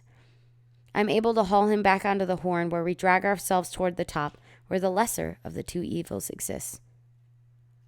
Cato has not regained his feet, but his breathing is slowing, and I soon he'll be recovered enough to come for us, to hurl us over the side to our deaths. I arm my bow, but my arrow ends up taking out a mutt that can only be Thresh. Who else could jump so high? I feel a moment of relief because we finally be up above the mutt's level, and I'm just turning back to face Cato when Peeta's jerked from my side. I'm sure the pack has still got him, but until his blood splatters at my face. Peeta stands before me, almost at the lip of the horn, holding Peeta in some kind of headlock, covering up his hair. Peeta's clawing at Cato's arm, but weakly, as if confused. I'm sure that the pack has got him until his blood is spattered on my face. That's weird. I don't like that sentence. Peeta's clawing at Cato's arm, but weakly, as if confused of whether it's more important to breathe or try and stem the gush of blood from the gaping hole mutt left in his calf. I aim one of my last 2 arrows at Cato's head, knowing that it'll be no effect on his trunk or limbs, which I can now see are clothed in a skin-tight, flesh-colored mesh, some high-grade body armor from the capital. Was that was in his pack from the feast? Body armor to defend against my arrows? Well, they neglected to send a face guard. Cato just laughs. Shoot me, and he goes down with me. He's right. If I take him out, and he falls to the mutts, Peeta is sure to die with him. We've reached a stalemate. I can't shoot Cato without killing Peeta too. And he can't kill Peeta without guaranteeing an arrow in his brain. We stand there like statues, both of us seeking it out. My muscles are strained so tightly I can feel they might snap at any moment. My teeth are clenched at the breaking point. The mutts go silent, and the only thing I can hear is the blood pounding in my good ear. Peeta's lips are turning blue. If I don't do something quickly, he'll die of asphyxiation, and then I'll have lost him, and Cato will probably use his body as a weapon against me. In fact, I'm sure this is Cato's plan, because while he stopped laughing, his lips are set in a triumphant smile. As if it's a last-ditch effort, Peeta raises his fingers, dripping with blood from his leg, up to Cato's arm, and instead of wrestle it free, his forefinger veers off and makes a deliberate X on the back of Cato's hand. Cato realizes what it means exactly 1 second after I do. I can tell by the way the smile drops from his lips, but it's 1 second too late, because by the time my arrow is piercing his hand, he cries out and reflexively releases Peeta, who slams back against him. For a horrible moment, I think they're both going to go over. I dive forward, just catching a hold of Peeta as Cato loses his footing on the blood-slick horn and plummets to the ground. We hear him hit. The air leaves his body on impact, and then the mutts attack him. Peeta and I hold on to each other, waiting for the cannon, waiting for the competition to finish, waiting to be released. But it doesn't happen. Not yet. Because this is the climax of the Hunger Games. And the audience expects a show. Thank you for the Hydrate King.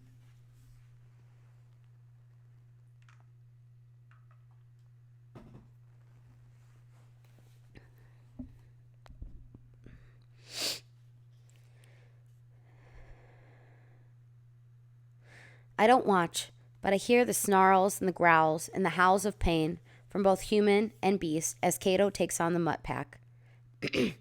I can't understand how he can be surviving until I remember the body armor protecting him from ankle to neck, and I realize how long this night could be. Cato must have a knife or a sword or something too, something that's hidden in his clothes, because on occasion there is a death scream from a mutt or the sound of metal on metal as the blade collides with the golden horn. The combat moves around the side of the cornucopia, and I know Cato must be attempting one maneuver that could save his life, to make his way back around the tail of the horn and rejoin us.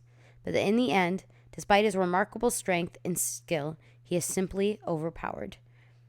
I don't know how long it has been, maybe an hour or so, when Cato hits the ground and we hear the mutts dragging him back into the cornucopia. Now they'll finish him off, I think. There's still no cannon. Night falls and the anthem plays, and there's no picture of Cato in the sky, only the faint moans coming through the metal beneath us. The icy air blowing across the plain reminds me that the games are not over. It may not be for who knows how long, because there is still no guarantee of victory. I turn my attention to Peeta and discover his leg is bleeding as badly as ever. All of our supplies, our packs, remain down by the lake where we have abandoned them when we fled from the mutts. I have no bandage, nothing to staunch the flow of blood from his calf. Although I am shaking in the biting wind, I rip off my jacket, remove my shirt, and zip back in the jacket as swiftly as possible. That brief exposure sends my teeth chattering beyond control. Peeta's face is gray in the pale moonlight, and I make him lie down before I probe his wound. Warm, slippery blood runs over my fingers. A bandage will not be enough. I've seen my mother tie a tourniquet a handful of times, and I try and replicate it.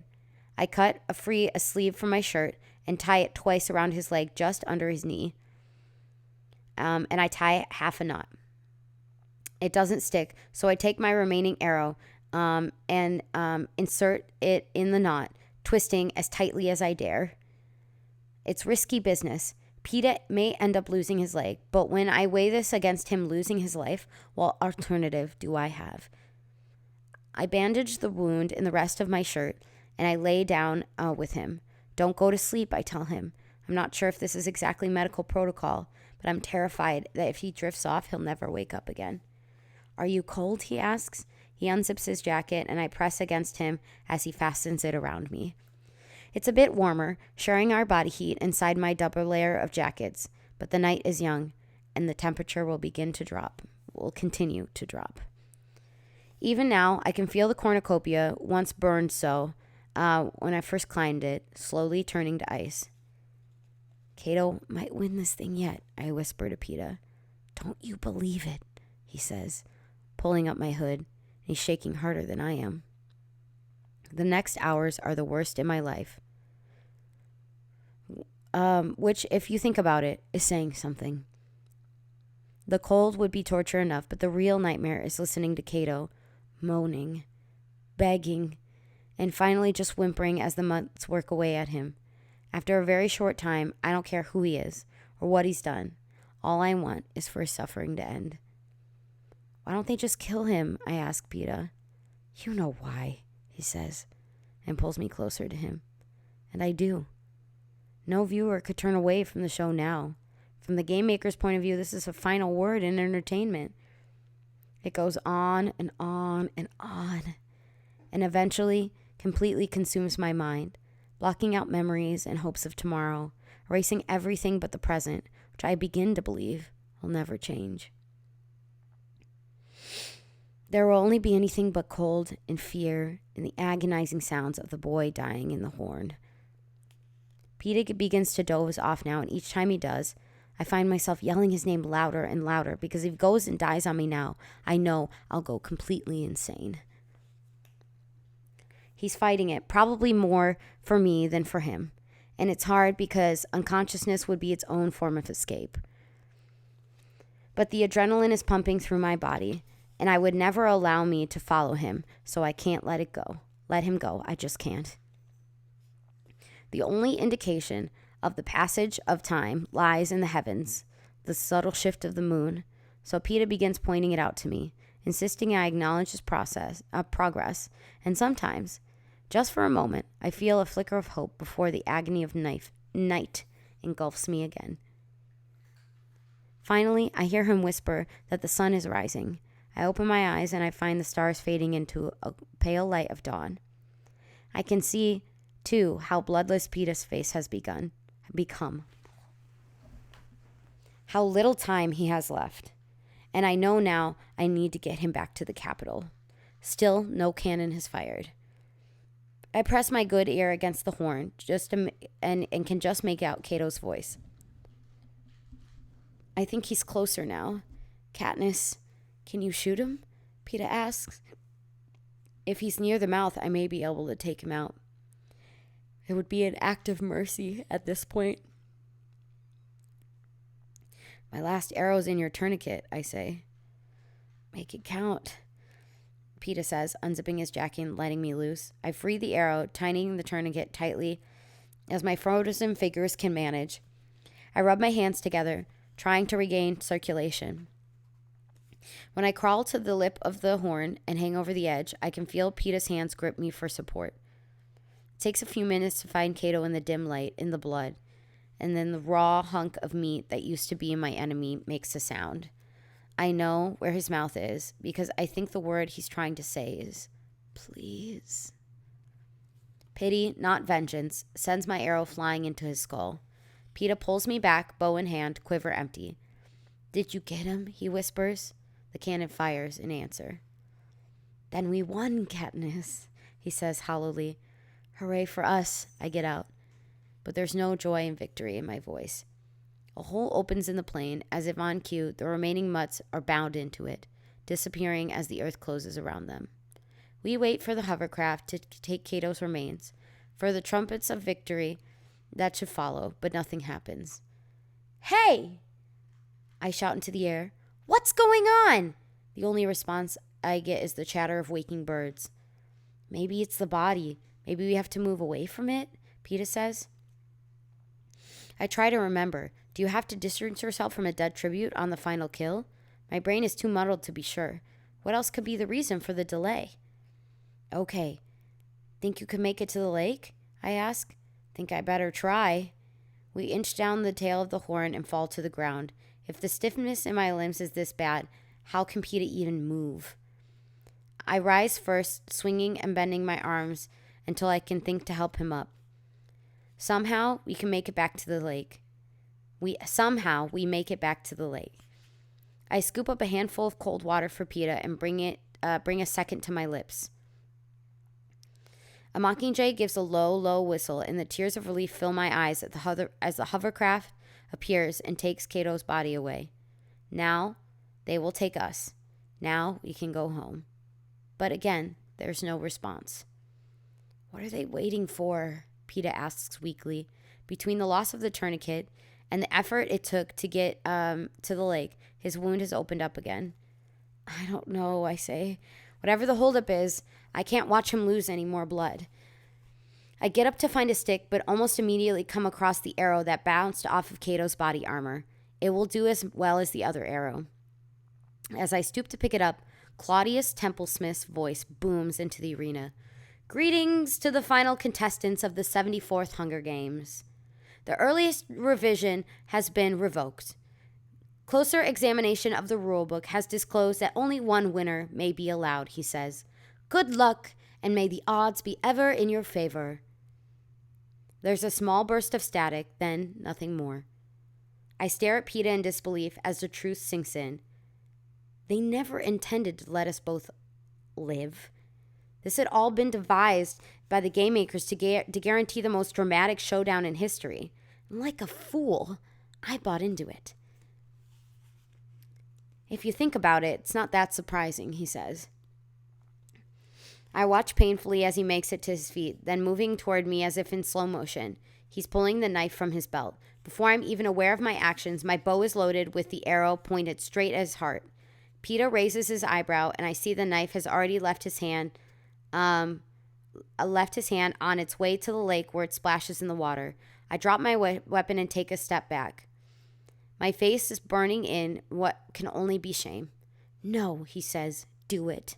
Peeta limps towards me, and I thrust the weapon back in my hands. I can't. I won't. Do it. Before they send those mutts back or something. I don't want to die like Cato, he says. Then you shoot me, I say furiously, shoving the weapon back at him. You shoot me and go home and live with it.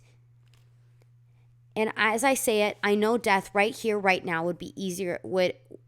Death right here, right now would be easier of the two. You know I can't, says Peeta, discarding the weapons.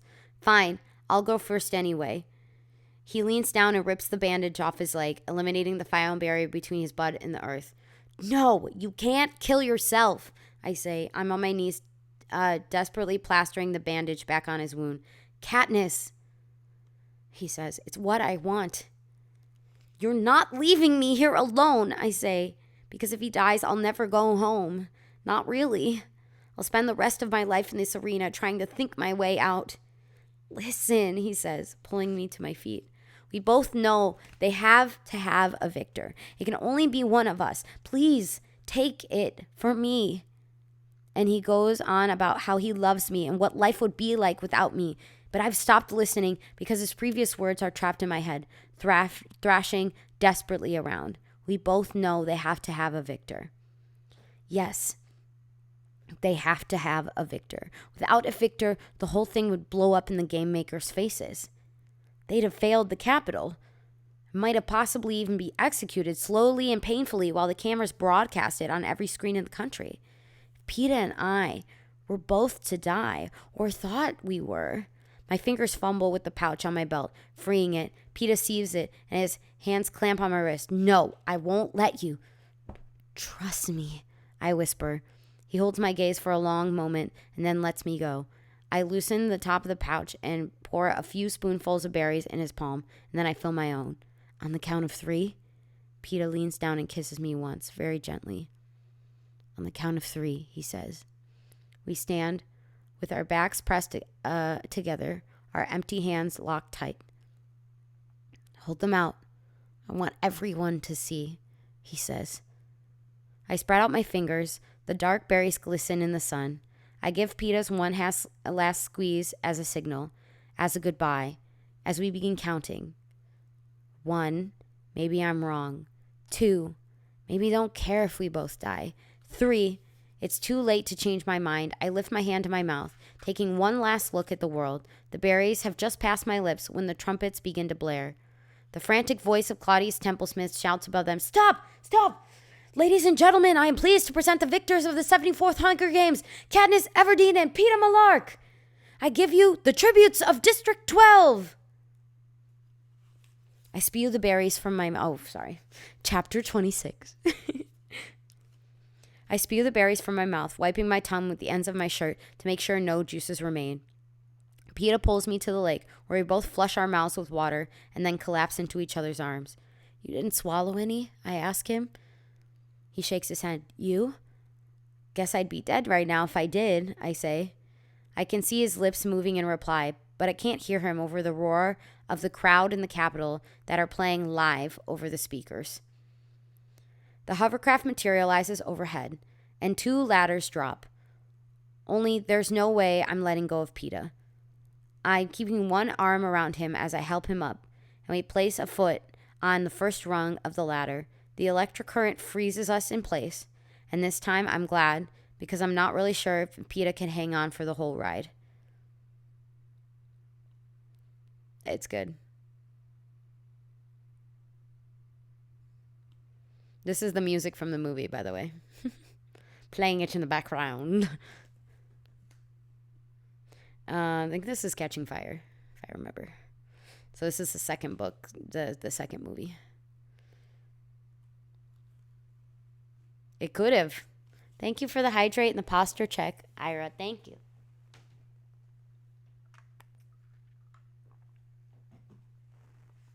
I think that was the point that they were trying to get there.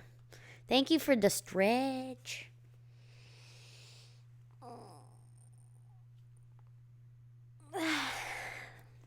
Thank you for the stretch. All right. And since my eyes were looking down, I can see where, while our muscles are immobile, nothing is preventing the blood from draining out of Peeta's leg. Sure enough, the minute the door closes behind us and the current stops, he slumps to the floor, unconscious. My fingers are still gripping the back of his jacket so tightly that when they take him away, it tears, leaving me with a fistful of black fabric. Doctors in sterile, white, masked, and gloved, already prepped to operate, go into action. Peeta's still so pale and still on a silver table, tubes and wires springing out of him every which way. And for a moment, I forget we're out of the games, and I see the doctors as just one more threat, one more pack of mutts designed to kill him. Petrified, I lunge for him, but I am caught and thrust back into another room, and a glass door seals between us. I pound on the glass, screaming my head off. Everyone ignores me except for some Capitol attendant who appears behind me and offers me a beverage.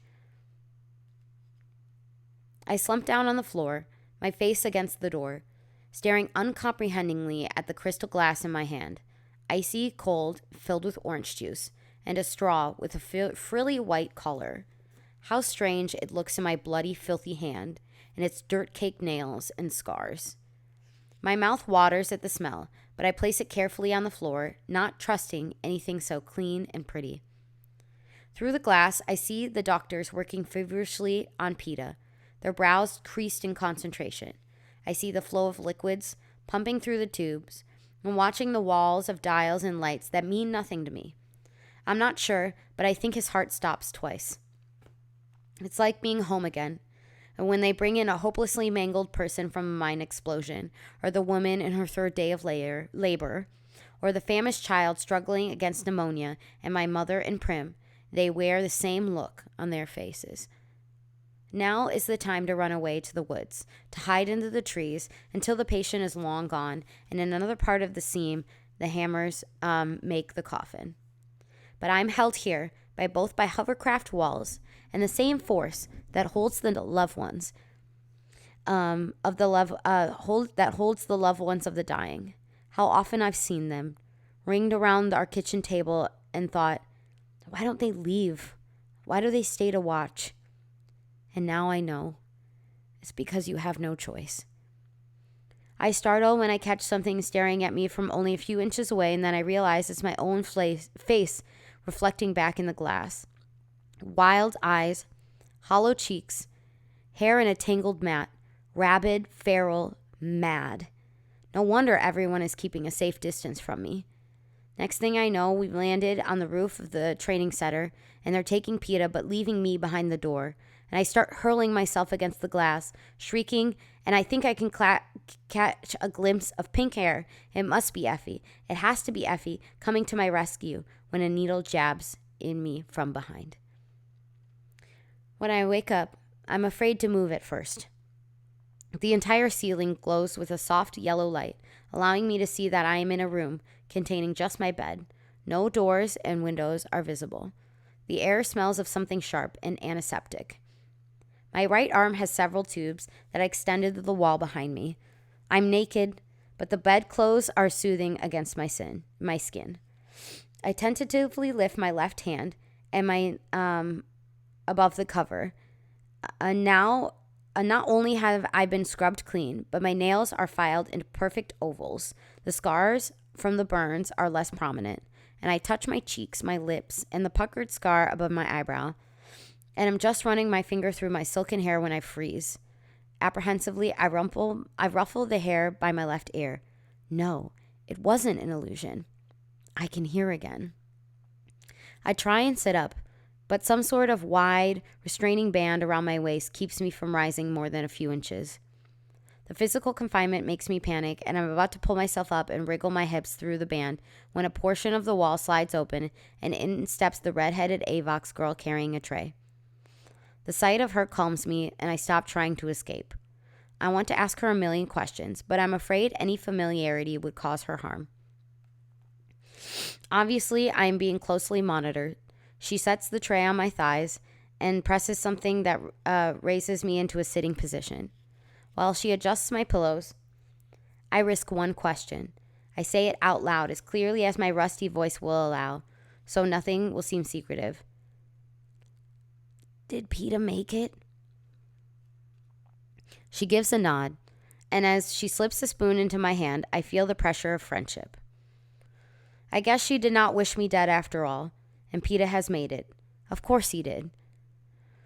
With all their expensive equipment here, still, I hadn't been sure until now.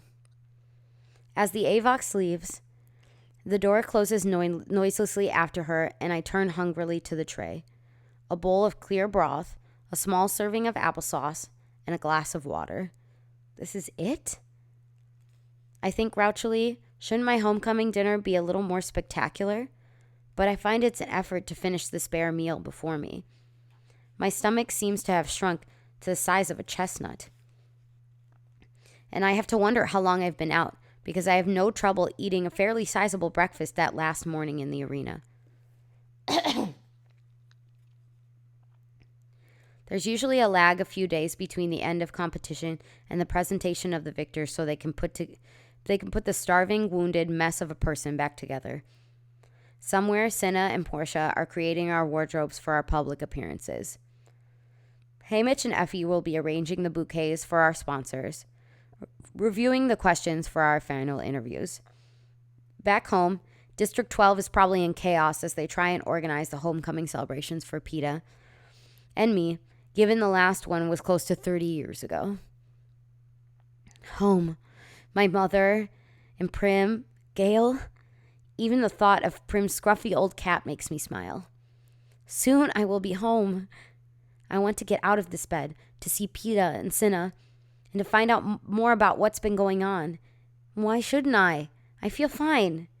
But as soon as I start to work my way out of the band, I can feel a cold liquid seeping into my vein from one of the tubes, and almost immediately lose consciousness. This happens on and off for an indeterminate amount of time. My waking, eating, and even though I resist the impulse to try and escape the bed, being knocked out again. I seem to be in a strange, continual twilight. Only a few things register. The redhead Eggvox girl has not returned since the feeding, and my scars are disappearing. Do I imagine it? Do I hear a man's voice yelling? Not in the capital accent, but in the rougher cadences of home. I can't help but have a vague, comforting feeling that someone is looking out for me. Then, finally, the time arrives when I come to, and there's nothing plugged into my right arm. The restraint around my middle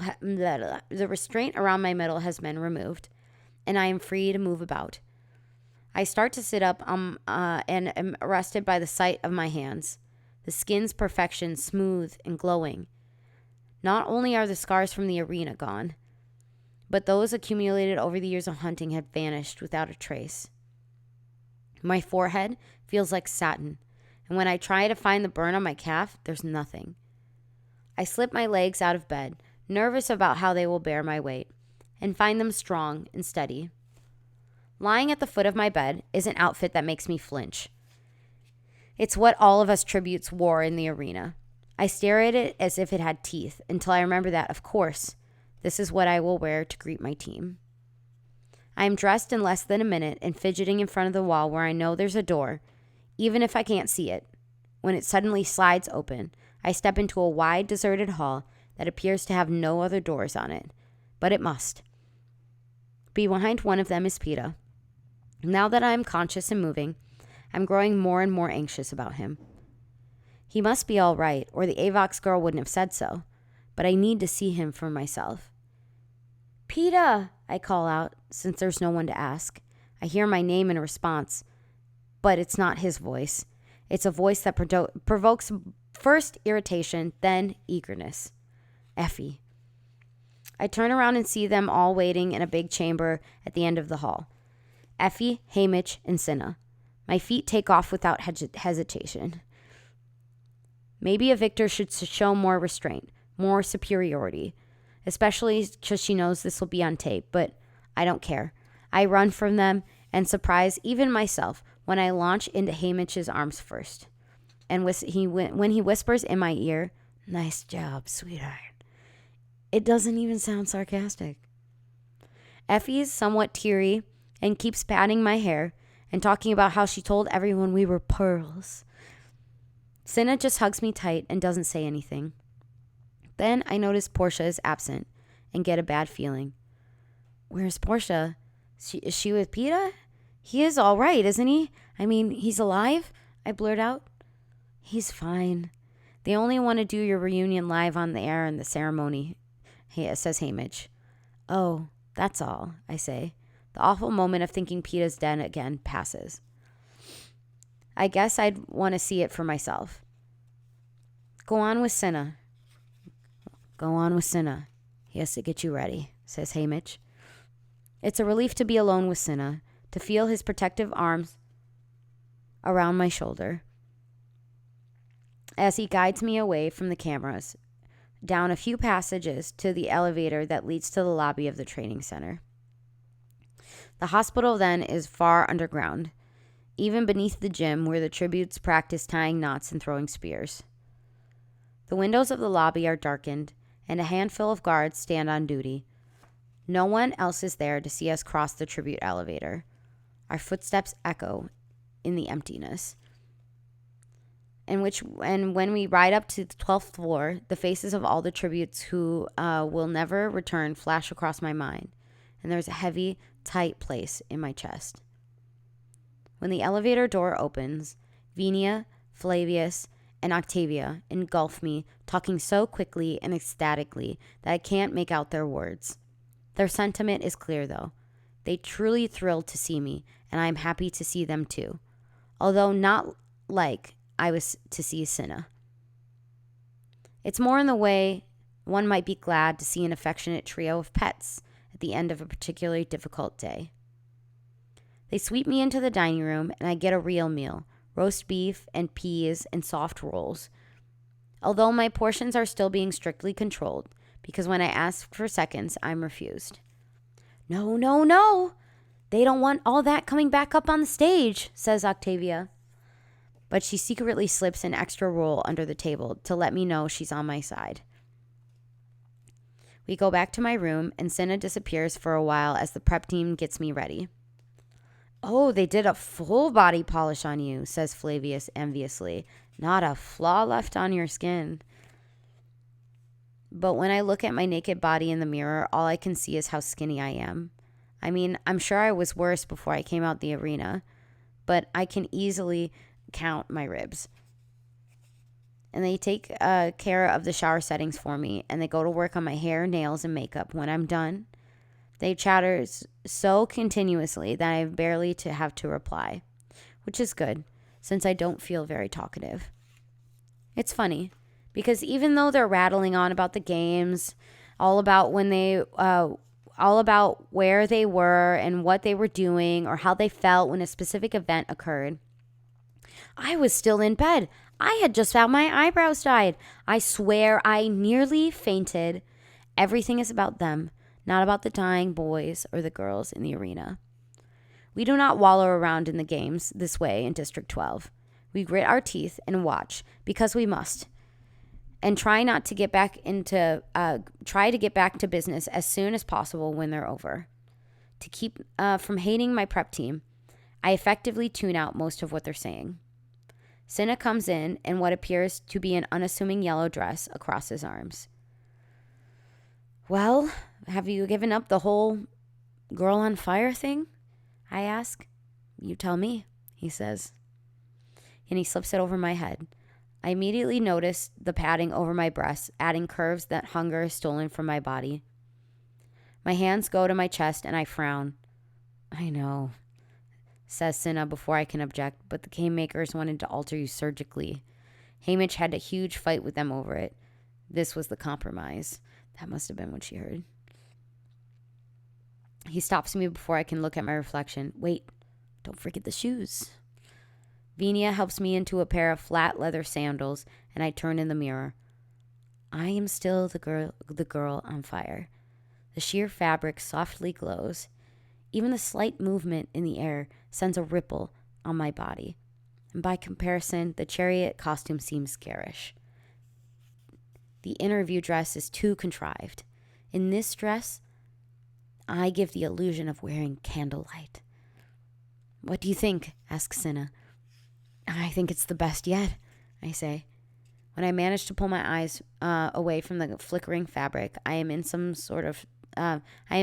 for something of a shock. My hair is loose, held back by a simple hairband. The makeup rounds my face and fills out the sharp angles of my face. The clear polish coats my nails. The sleeveless dress is gathered at my ribs, not at my waist, largely eliminating any help the padding would have given my figure. The hem falls just to my knees. Without heels, you can see my true stature. I look very simply like a girl, a young one, 14 at most. Innocent, harmless, yes. It is shocking that Cinna has pulled this off when you remember I've just won the games. This is a very calculated look. Nothing Cinna decides is arbitrary. I bite my lip to try and figure out his motivation. Thank you for dehydrating.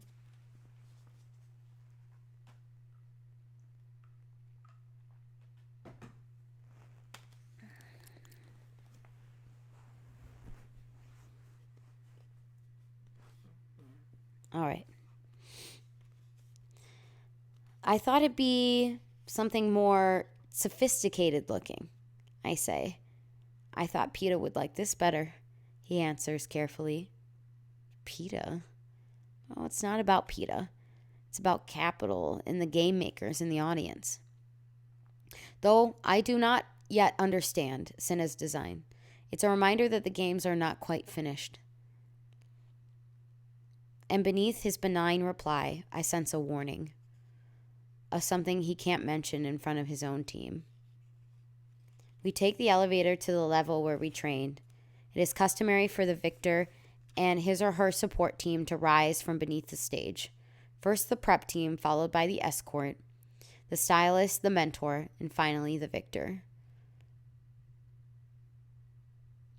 Only this year, with two victors who both share an escort and a mentor, the whole thing has to have been rethought.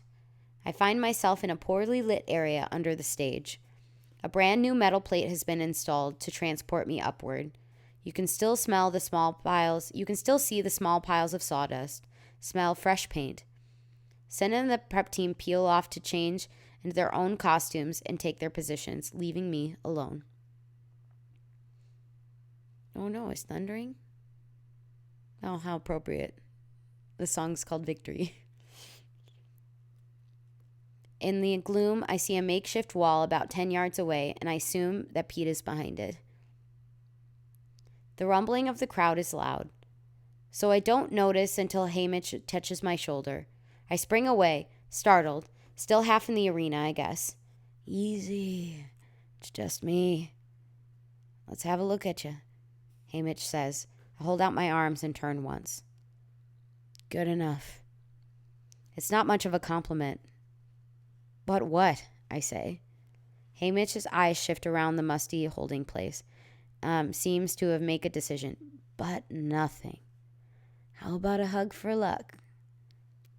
Okay, that's an odd request from Hamish, but after all, we are victors. Maybe a hug for luck is in order.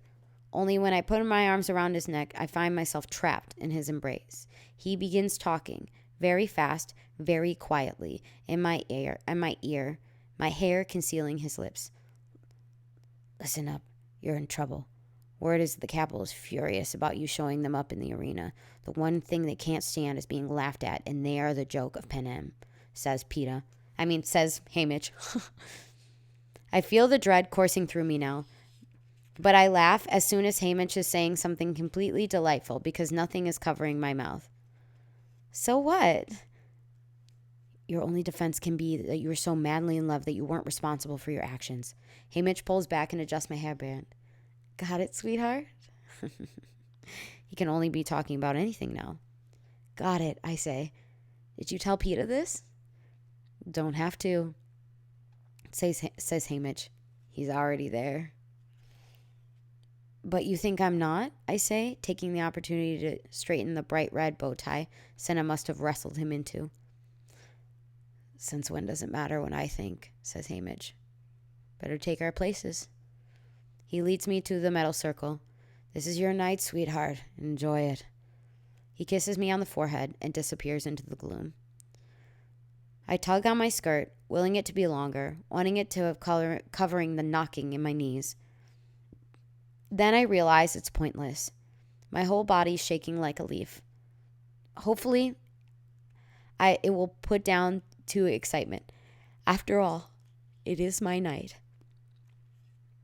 The damp, moldy smell beneath the stage threatens to choke me. A cold, clammy sweat breaks out on my skin, and I can't rid the feeling that the boards above my head are about to collapse, to bury me alive under the rubble. When I left the arena, when the trumpets played, I was supposed to be safe.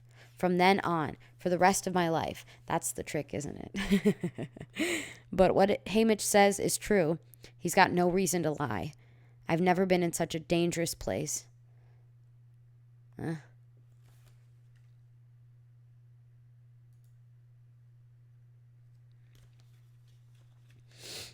It's much worse now than being hunted in the arena. There, I could only die. End of story. But out here, Prim, my mother, Gail, and the people of District 12, everyone I care about back home, could be punished if I can't pull off the girl driven crazy by love scenario that Hamish has suggested. So, I still have a chance, though. Funny, in the arena when I pointed out those berries, I was only thinking outsmarting the game makers, not of how my actions will reflect on the Capitol. But the Hunger Games are their weapon, and you're not supposed to be able to defeat it. So now the Capitol will act as if they're in control the whole time, as if they orchestrated the whole event, right down to the double suicide. But that will only work if I play along with them. And PETA will suffer too if this goes wrong. But what was it Haymitch said when I asked if he told the PETA about the situation? That he had to pretend to be desperately in love. Don't have to. He's already there. Already thinking ahead of me in the games again and well aware of the danger we're in. Or already desperately in love? I don't know. I haven't even begun to separate out my feelings for PETA. It's too complicated. What I did is part of the games, and as opposed to what I did out of anger for the Capitol, because of how it would be viewed back in District 12, or simply because it was the only decent thing to do, or what I did because I cared about him.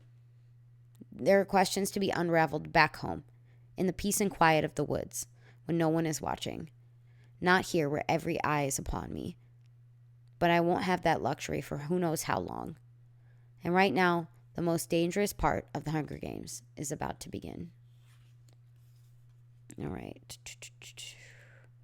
So we got about 14 pages left, y'all. We are almost at the end of this book. So I think is this the last chapter?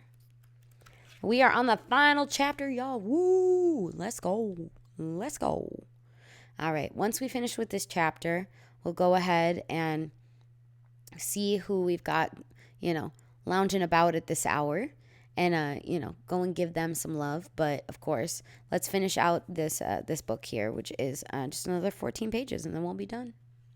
That's it. And maybe if you join my Discord, which if you say !Discord in the chat right now, if you join the Discord, if I can dig up a way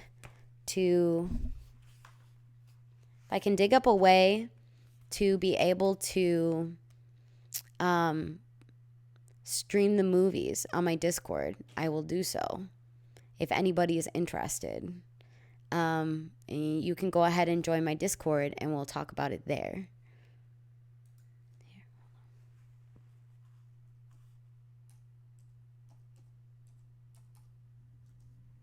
Don't worry, I did it.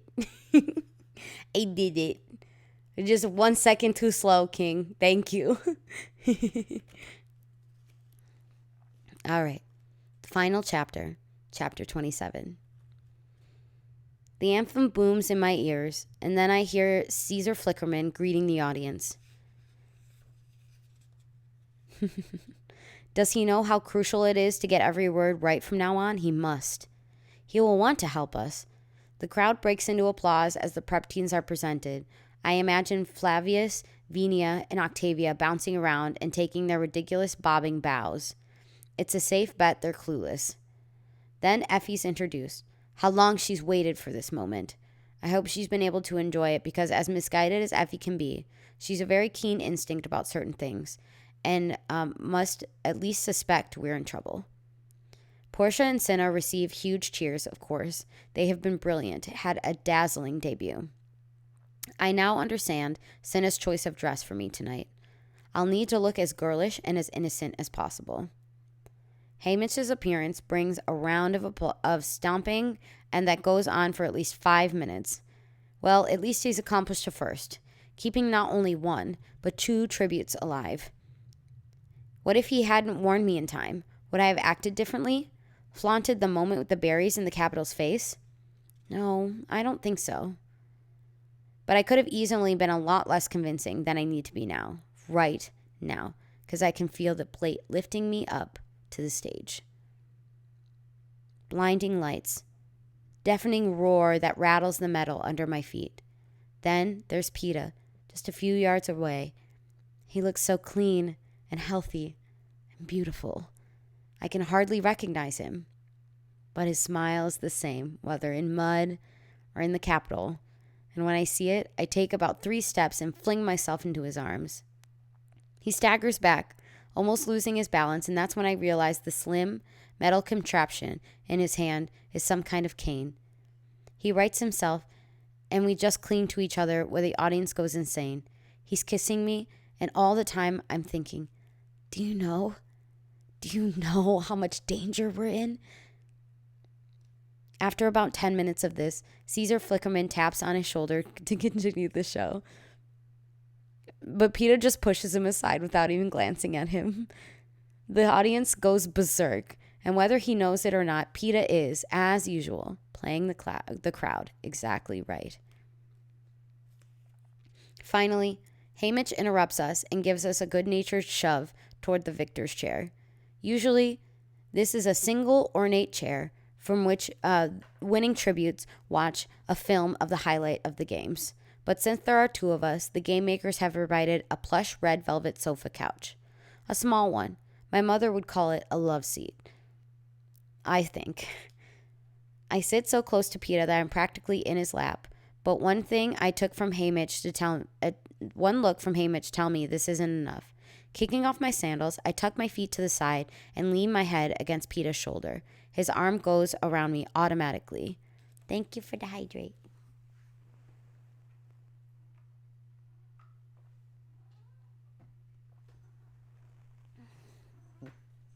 And the posture check and the stretch. Hold on. Stretch.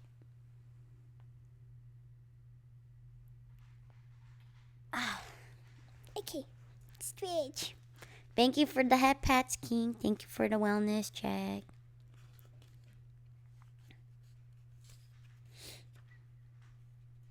And his arms go around me automatically, and I feel like I'm back in the cave, curled up against him, trying to keep warm.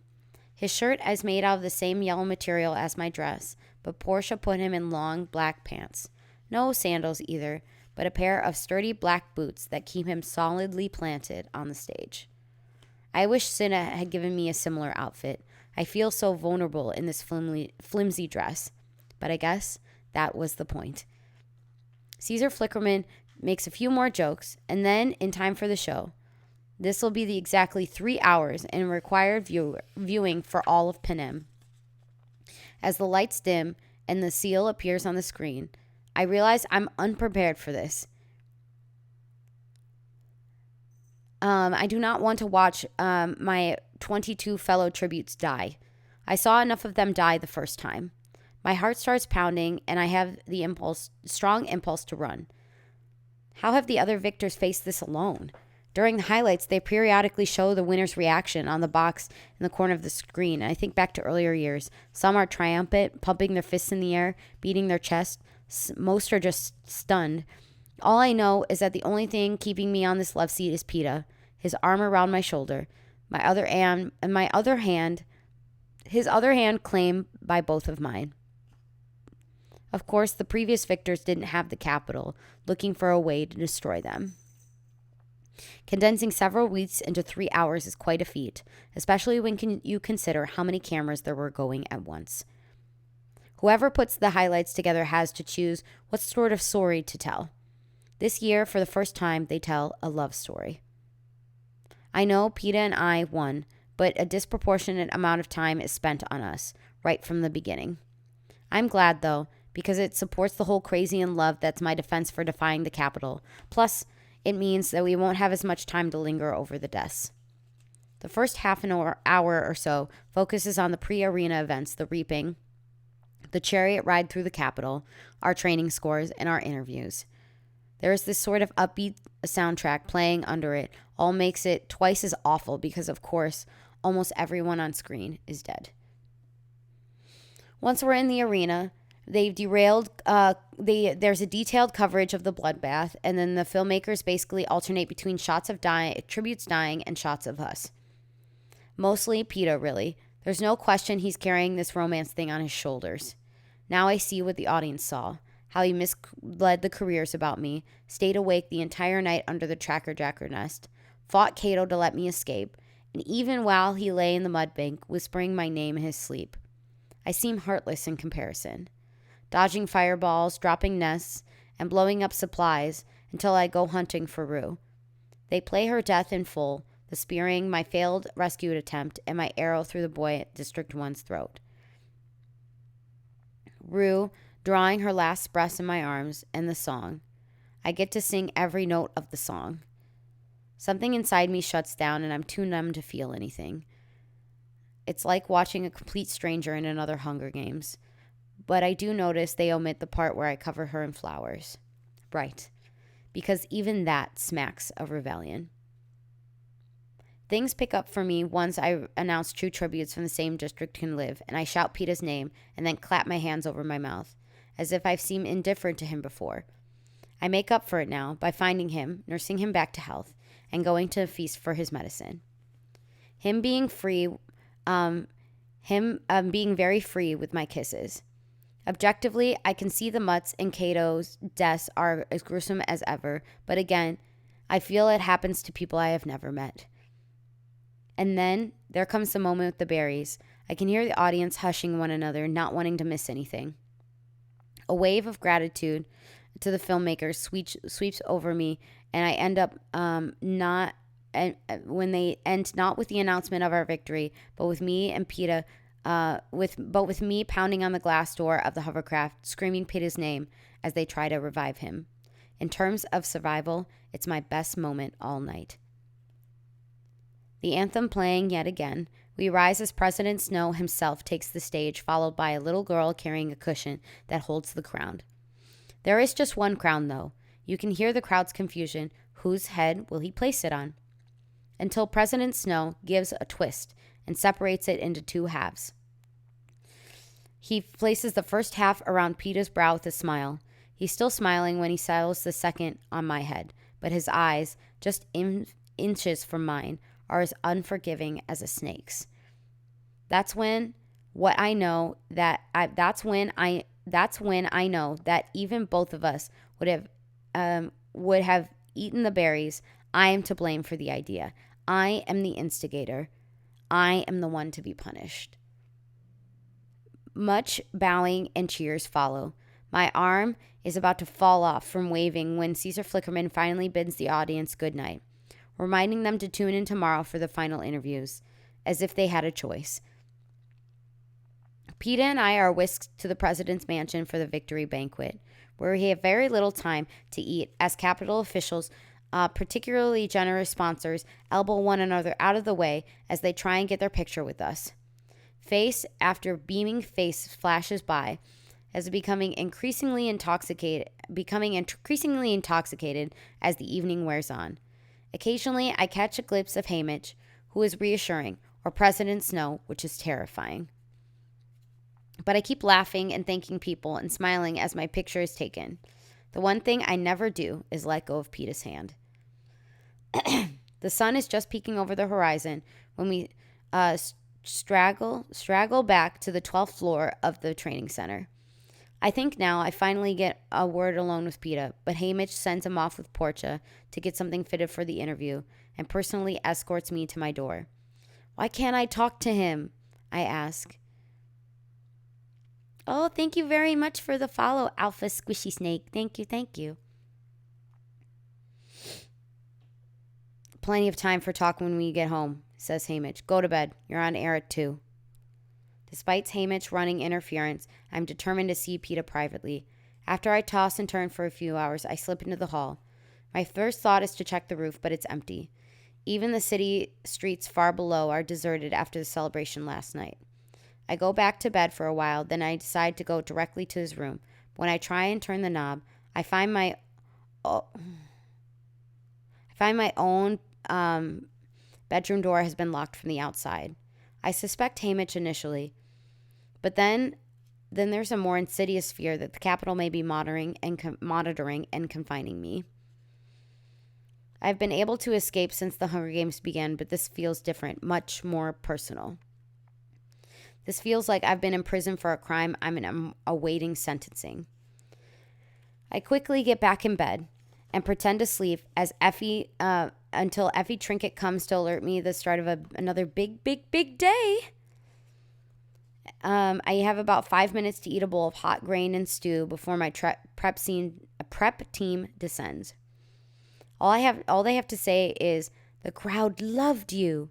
It's unnecessary to speak for the next couple hours. When Cinna comes in, he shoos them out and dresses me in a white gauzy dress and pink shoes. Then he personally adjusts my makeup until I seem to radiate a soft, rosy glow. We make idle chit chat, and I'm afraid to ask him of anything of real importance because after the incident with the door, I can't shake the feeling that I am being watched constantly. The interview takes place right down the hall in the sitting room.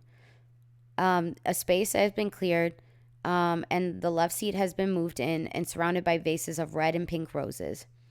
There are only a handful of cameras to record the event. No live audience, at least. Thank you for the hug, Reaper. Caesar Flickerman gives me a warm hug when I come in. Congratulations, Katniss. How are you faring? Fine. I'm nervous about the interview, I say. Don't be. We're going to have a fabulous time, he says, giving my cheek a reassuring pat. I'm not good at talking about myself, I say. Nothing you say will be wrong, he says. And I think, oh, Caesar, if only that were true. But actually, President Snow may be arranging some sort of accident for me as we speak. Then Peeta's there, looking handsome in red and white, pulling me off to the side. I hardly get to see you. Haymitch seems bent on keeping us apart. Haymitch is actually bent on keeping us alive, but there are too many ears listening, so I just say, yeah, he's gotten very irresponsible lately. Well, there's just this and we go home, and then he can't watch us all the time, says Peeta. I feel a sort of shiver run through me, and there's no time to analyze why, but they're ready for us. We sit down somewhat formally on the love seat, but Caesar says, oh, go ahead and curl up next to him if you want. It looked very sweet. So I tuck my feet up. Peeta pulls me very close to him.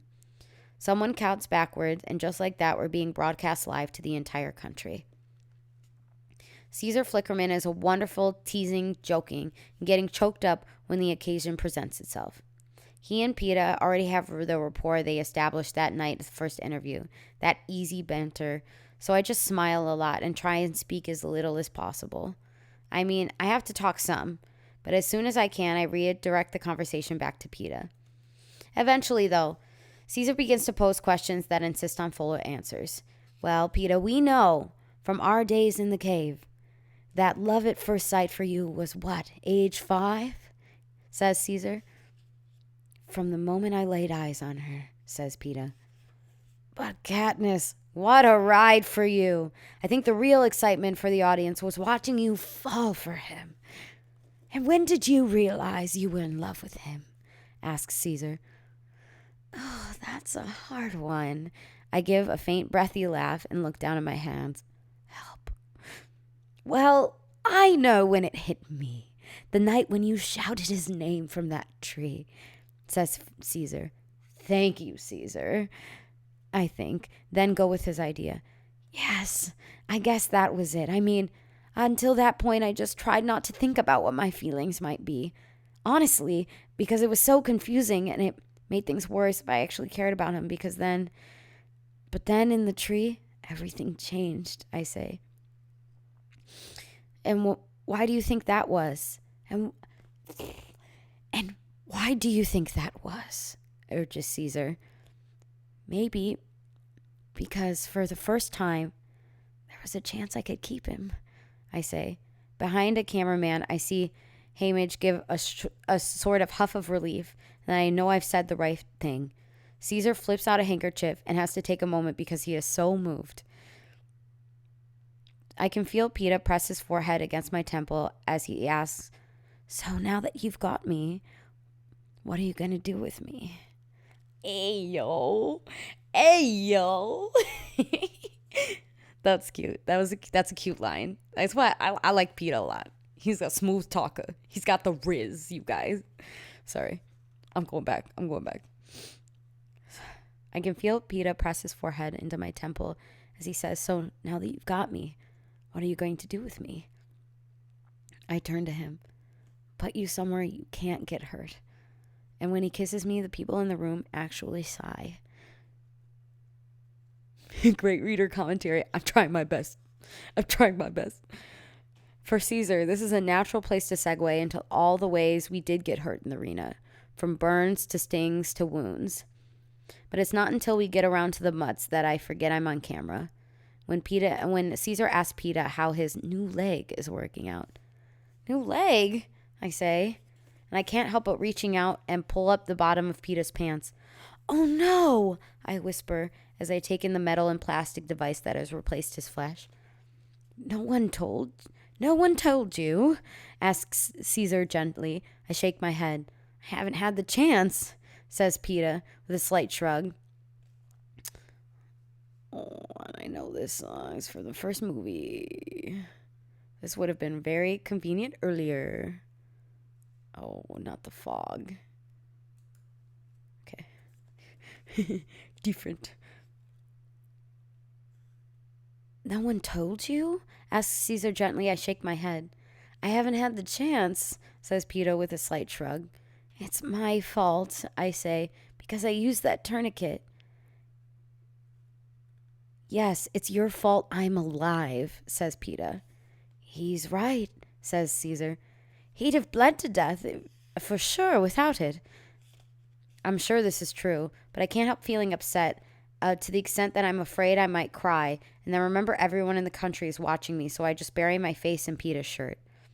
It takes them a couple minutes to coax me back out, because it's better in the shirt, where no one can see me. And when I do come out, Caesar backs off questioning me so I can recover. Yeah. I changed it, though. Sorry. Katniss, I know you've had a shock, but I've got to ask. The moment you pulled out those berries, what was going on in your mind, He says. I take a long pause before I answer, trying to collect my thoughts. This is the crucial moment where I either challenged the Capitol or went so crazy the idea of losing Peeta that I can't be held responsible for my actions. It seems to a call so big and a dramatic speech that all I can get out is almost an audible sentence. I don't know, I just couldn't bear the thought of being without him. All I'm saying is like, okay, pause here. Reader commentary again. Why can't we say that so not only did I didn't want to shoot him. I didn't want to kill him because I'm in love with him.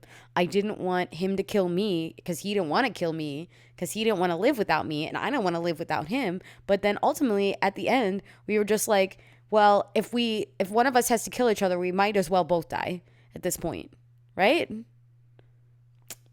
I'm just saying, it's very plausible. I don't know why it's not plausible. Okay, anyway. Peeta, anything to add? Asks Caesar. No, I think that goes for both of us, he says. Caesar signs off and it's over. Everyone's laughing and crying and hugging, but I'm still not sure until I reach Haymitch. Okay? I whisper. Perfect, he answers. I go back to my room to collect a few things, find there's nothing to take but the Mockingjay pin Madge gave me. Someone returned it to my room after the games. We drive through the streets in a car with the blackened windows, and the train is waiting for us. We barely have time to say bye to Cinna and Portia, although we'll see in a few months, when the tour for the districts for the round of victory ceremonies. It's the Capitol's way of reminding people that the Hunger Games never really go away, and we'll be given a lot of useless plaques, and everyone will have to pretend they love us. The train begins moving, and we're plunged into night until we clear the tunnel, and I take my first free breath since the reaping. Effie is accompanying us back, and Haymitch too, of course. And we eat an enormous dinner, and we settle into the silence in front of the television and watch a replay of the interview. With the Capitol growing further away by every second. I remember, see, this makes me want to watch the movies again. I was like, I know what the Hollow is. Sorry. We eat an enormous dinner, and we settle into silence in front of the television to watch a replay of the interview.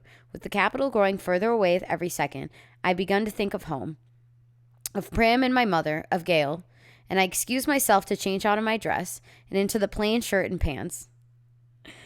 As I slowly and thoroughly washed the makeup from my face, I put my hair in its braid, and I begin transforming myself back. Katniss Everdeen, a girl who lives in the seam. That's what I'm saying. Maybe we need to have a movie night. Hunts in the woods. Trades in the hob. I stare in the mirror as I try to remember who I am and who I am not. By the time I join the others, the pressure of Peeta's arms around my shoulder feels alien. When the train makes a brief stop for fuel, we're allowed to go outside for some fresh air. There's no longer any need to guard us.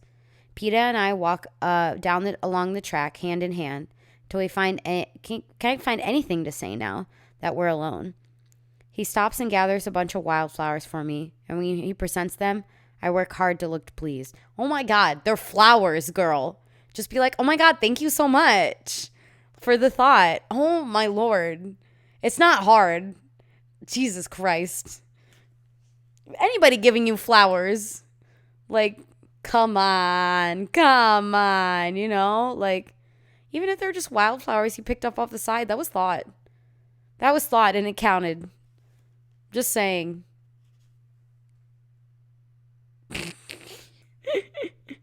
No, they're not.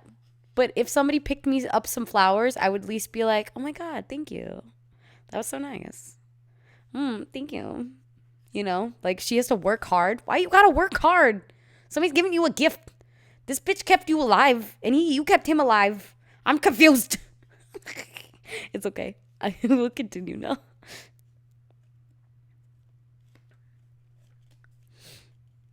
Because he can't know that the pink and white flowers on the top of wild onions and the only reminds me of the hours I've spent gathering them with Gale. That would be why. Fucking Gale. Fucking Gale, get the fuck out of here.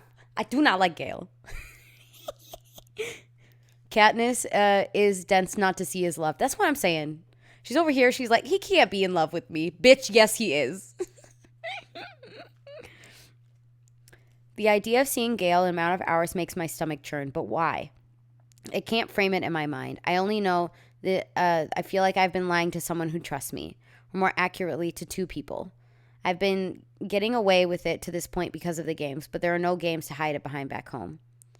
What's wrong? Peeta asks. Nothing, I answered. We continue walking past the end of the train, out where I'm fairly sure there are no cameras hidden in the scrubby bushes along the track. Still no words come. Haymitch startles when he lands a hand on my back. Even now in the middle of nowhere, he keeps his voice down. Great job, you two. Just keep it up in the districts until the cameras are gone and we should be okay. I watch him head back to the train, avoiding Peeta's eyes. What's he mean? Peeta asks me. It's the capital. They didn't like our stunt with the berries, I blurt out. What are you talking about? He says. It seemed too rebellious. So Haymitch has been coaching me the last few days, so I didn't make it worse. Coaching you, but not me, says Peeta. He knew you were smart enough to get it right, I say. I didn't know there was anything to get right, he says, Peeta. So what you're saying is these last few days, then I guess, back in the arena, there were just some strategy you two worked out? No, I mean, I couldn't even talk to him in the arena, could I? I stammer. But you knew what he wanted to do, didn't you? Says Peeta. I bite my lip. Katniss! I drop my hand and take a step, as if to catch my balance. It was all for the games, Peeta said. How you acted. Not all of it, I say, tightly holding onto my flowers. Then, how much? No, forget that. I guess what the real question is what's going to be left when we get home? He says. I don't know. The closer I get to District 12, the more confused I get, I say. He waits for further explanation, but none is forthcoming. Well, let me know when you worked it out, he says, the pain in his voice palpable. I know my ears are healed because, even with the rumble of the engine, I can hear every step he takes back to the train. By the time I've climbed aboard, Peeta has disappeared into his room for the night. I don't see him the next morning either. In fact, the next time he turns up, we're pulling into District 12. He gives me a nod, his face expressionless. I want to tell him that he's not being fair, that we were strangers, and that I did what it took to stay alive, to keep us both alive in the arena, that I can't explain how things are with Gail because I don't know myself. That it's no good loving me because I'm never going to get married anyway, and he'll just end up hating me for that later rather than sooner. That if I do have feelings for him, it doesn't matter because I'll never be able to form the kind of love that leads to a family, to children. And how can he? How can he after what he's just been through? Also, I want to tell him how much I already miss him. But that wouldn't be fair on my part. So we just stand there silently, watching our grimy little station rise up around us. Through the window, I can see the platforms thick with cameras. Everyone will be eager to watch our homecoming. Out of the corner of my eye, I see Peter extend his hand. I look at him, unsure. One more time? For the audience? He says. His voice isn't angry. It's hollow. Which is worse. Already, the boy with the bread is slipping away from me. I take his hand, holding on tightly, preparing for the cameras and dreading the moment when I will finally have to let go. End of book 1. There we go, you guys. Wow. We finished the book. That is awesome. Wow. We did it. We did it. No. What? What? Why no? Why no? Thank you for hydrate. You hate it here. Why do you hate it here? They need to be happy. Is it a cliffhanger? It's not that much of a cliffhanger. It's okay. There are 2 more books. It doesn't solve itself until the end of the 3rd book. Yeah. But I hope you guys enjoyed the end of that. But Ira, I mean, if you really want, we'll have like a Hunger Games movie viewing. And everybody but Ira, close your ears. Ira, do you want a spoiler or do you want to wait? Because I've read the whole series front to back like 5 times, and I've seen the movies like altogether probably like 3 times.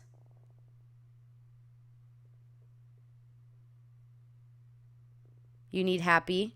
Do you want a spoiler? Yes or no? Tell me. Do you want spoiler? Do you want spoiler?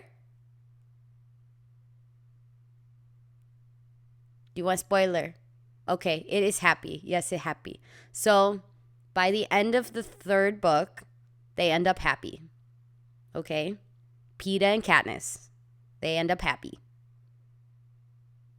Okay? I promise. In fact, the whole world's different, but, you know, I'm not going to say how. But yeah, they end up together. It's okay. Together, though, yes. Together, married, with two children? 2 kids? I can't remember. I think it's 2. Possibly 3? No, I think it's 2.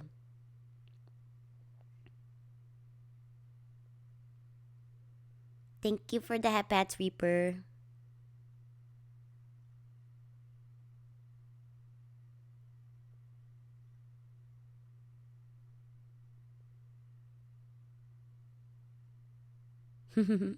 Thank you so much for the hug, Reaper. Let's see who we have here.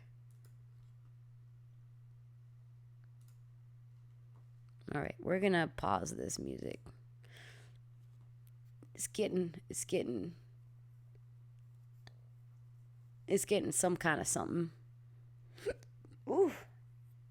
Sorry about that. Oh, yay. What are we reading? There's another reading stream I'll dump you guys in. My friend Hina is reading Mass Effect Revelation, which is odd because I thought that was a game. Oh, be right back. Shoot. Scheisse. Okay, never mind.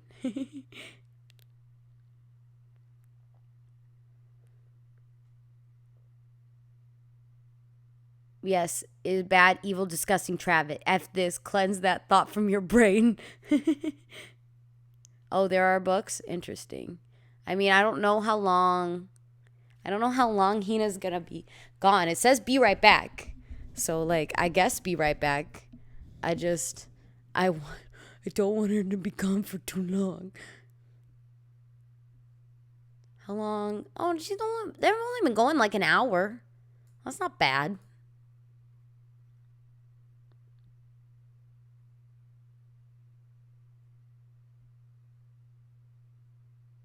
Yeah, maybe we'll wait.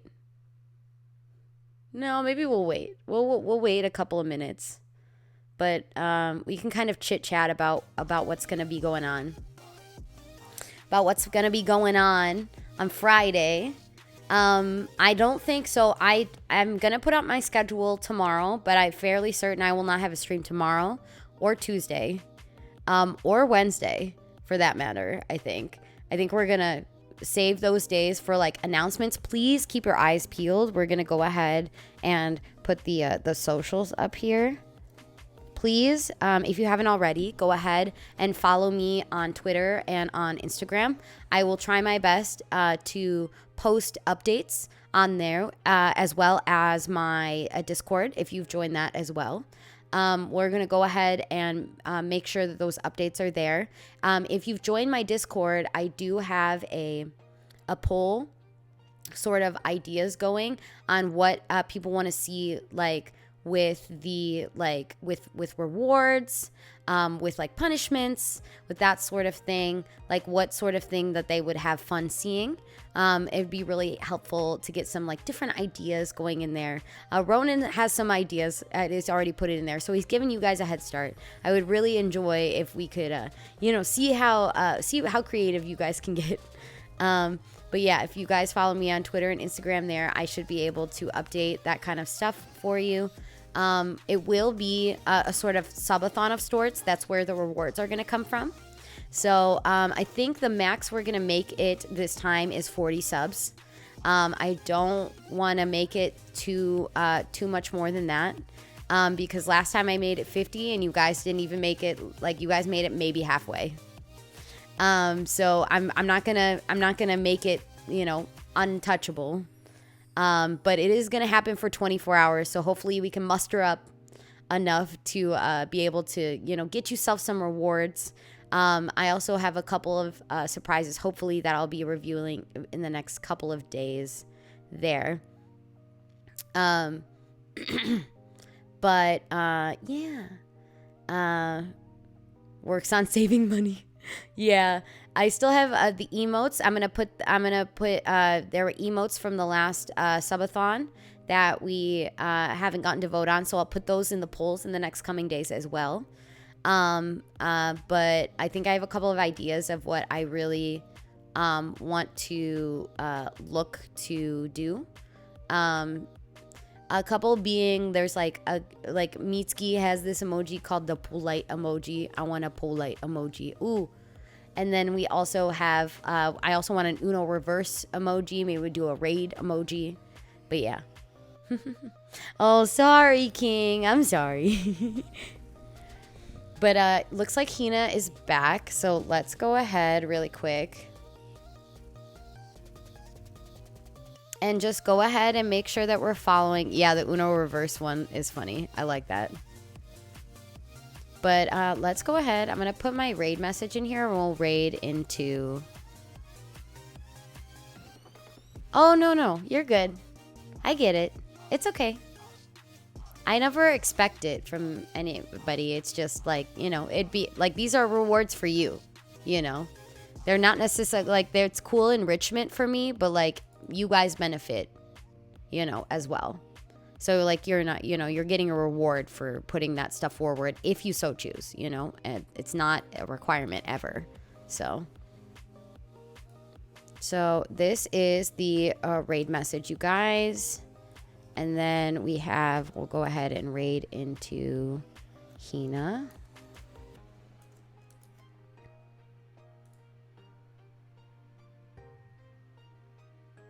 Okay, perfect. All right, you guys, go ahead, use that raid message. We're gonna give Hina our best listening ears, okay? And we're gonna listen to them as they are reading through one of the Mass Effect books, which sounds really riveting, to be honest. But their backdrop looks super cool. It's like we're sitting by like a bonfire. I think that's cool as heck. But yeah, so we'll go in and raid into them reading. But make sure that we're keeping an eye on socials. I will definitely still be streaming on Thursday with Raccoon doing our daily Stardew, but I think there's only 2 streams this week. It is Thursday and the 24-hour stream going from Friday until Saturday. And I hope that you guys can tune in at one point or another. You've got quite a lot of time to tune in. There will be karaoke, quiz shows, games, reading, all sorts of stuff. So I hope you guys can tune in and help celebrate my first affiliate anniversary. Woo! And I just want to remind you guys to make sure that you are drinking your water, make sure that you are eating your food, and make sure you're getting enough sleep, okay? And above everything else, you guys, stay magical. All right? I'll see you on Thursday, and let's go say hi to Hina, okay? Bye-bye.